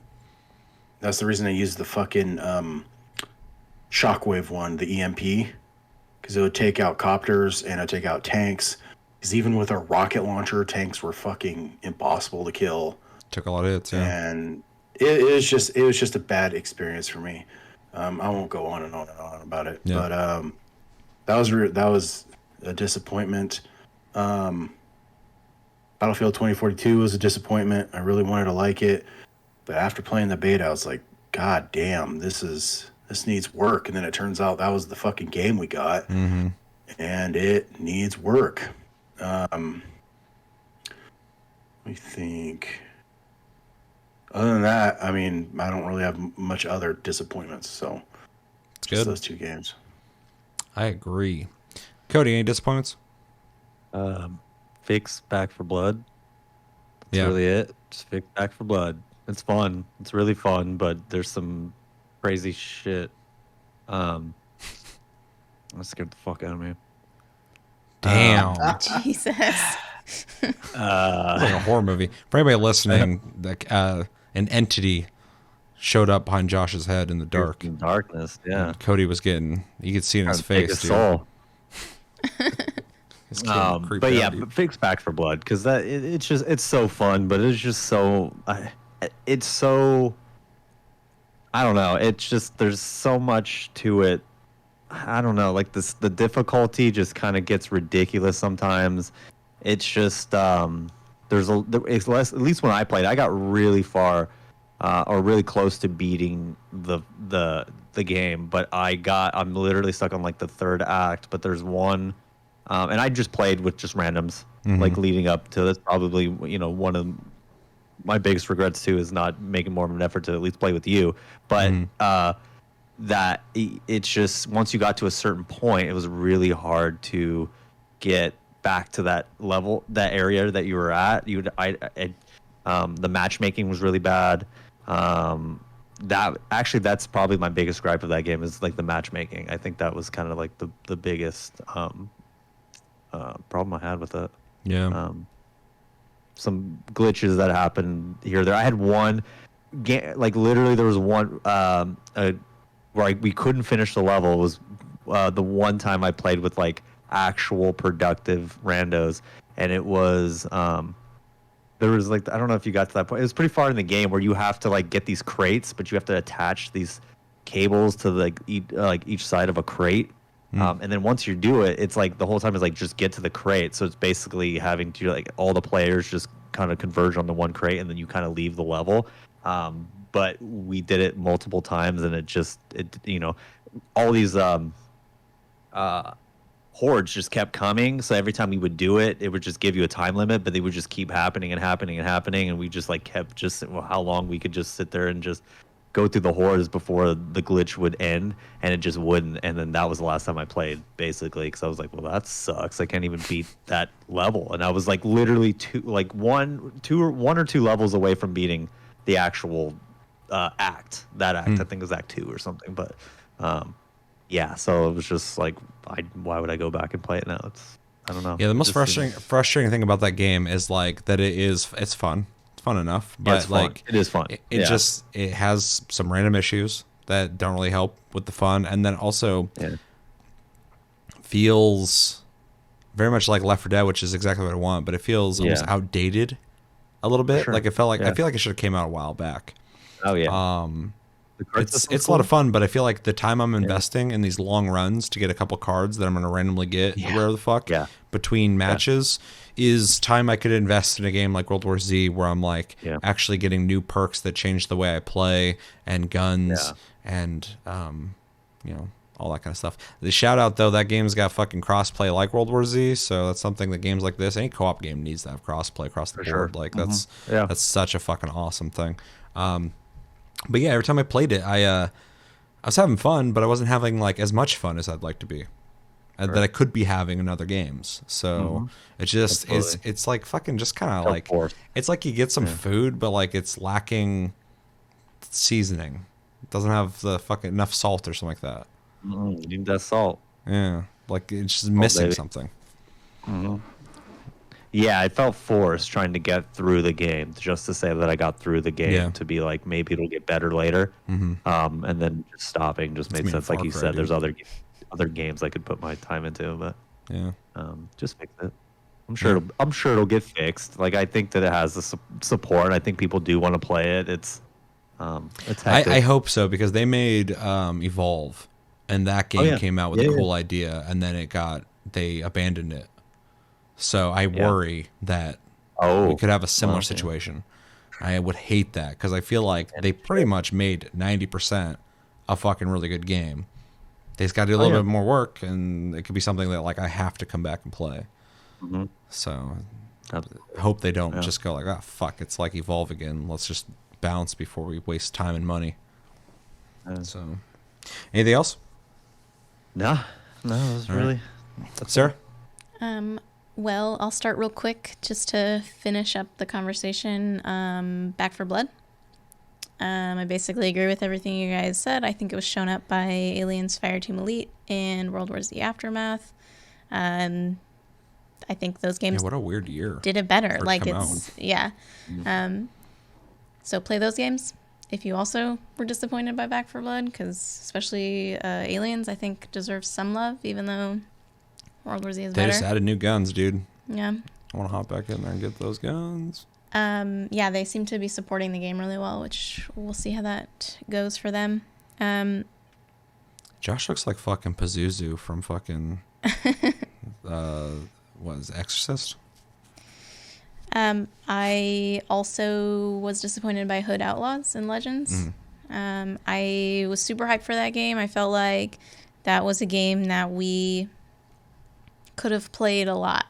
Like it felt so much I was ready to play that game a lot. I was so ready to like convince everybody to buy it and like it be a game that we played the way that we played World War Z and stuff. So Godfall and lately. It was not that. Yeah, I went not from bad. like, oh, we're gonna do this, we're gonna do that. I'm gonna play this class, you're gonna play that class. It's gonna be a fucking blast. And I played it, and I just like slowly backed away just from backed it. away. I was like, That's exactly what "Uh-oh, happened. I'm we gonna just not talk about it we anymore. just stopped talking about it. Yeah. Like, I was disappointed in New World as well. I still really love the game, but it's so disappointing because I thought that they had like a pretty solid release as far as MMOs go. Had some issues, of course, like, but the game design is really good. I think they did new and interesting things within the genre. And then, like, it just keeps getting worse. Like, they're not fixing anything. There's just more and more bugs, like game-breaking bugs, like things that, like, negate progress you've made. Like, it's just, I don't know. It's really kind of sad and embarrassing. It's weird to see something come out kind of okay, and then they kind of botch something, and then with that, they're just like, it's like some dude like snowball. Like, Yeah. it's just getting worse. yeah, it's Crazy. I hope they can get some like proper leadership to take control and go like, this is what we gotta fucking fix. Yeah. And then obviously like Chevy having the issues with the video card is it's hard to be like, oh yeah, we should play this game. I get if you're just like, With that, I don't you like those know? bugs, but when your shit breaks, I'm like, Yeah. yeah, it's Or like, excusable. Like- Bezos owes you another 3080, dog. A couple. Eh. Now it's like, He can afford it. I can't Get even that- recommend yeah, you the fucking get game. that Like I shit back. can't ask people to play it with me, like Mm-hmm. because sorry, your shit broke. You want to risk your hardware to Yeah. fucking play this game with me, Man, dude? what, you really want to play this game? You gotta earn it, So that was dude. a big What you gamble. willing to I mean, sacrifice? not to speak for Chris, but like as soon as I lost the second card, he was like, I'm not risking it, and he stopped playing it. Yeah. You can speak for Chris, dude. He didn't show up, dude. Chris didn't show up, so this is what he told me. He told me his game of the year is Battlefield 2042. He said his fucking first Nice. runner-up, is goddamn, was the disappointing games? Far Cry 6. Far Cry 6. And then to be charitable, because he has friends that play it, Final Fantasy 14. Not Endwalker, just the game. That's his second runner-up. Just to be nice.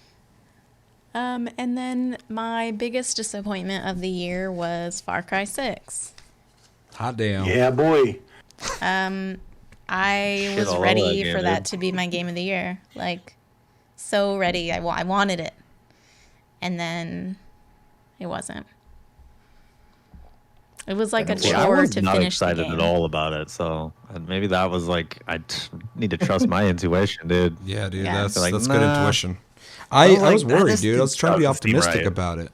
Yeah, But I was like worried when I started seeing the gameplay because they're shooting like fucking like vinyls at people and yeah. like there's people with a bunch of colored hair and shit and fucking Yeah, goddamn right. Supremos and a cute ass little dog, best part of the game, fucking chorizo. Chorizo. But I was like, what are they doing? Why is this Saints Row 3? Why are we going too crazy with it? You don't go too crazy. You just fucking you flirt with it a bit, but you don't go all in. And they did. Next one you'll be like flying around like a superhero. I just hated how like the guy's like, you need the Supremo, and fucking, he's like, we use these to fight, the war back in the day. And I'm like, you guys use that fucking rocket launchers that just fly out of your back and home in on people? Use that back in the day, back during the Cold War. I was like, what the fuck are you talking about? I never questioned the lore ever. I'm glad you did, because I agree. But I was just like, this game's fucking ridiculous, dude. Yeah. And the villain's just his whole motivation is just for the true Yara. Okay, cool. Whatever, dude. Let's fucking get this over with. Yeah, so that's all the disappointments. Kind of a weird way to end the episode.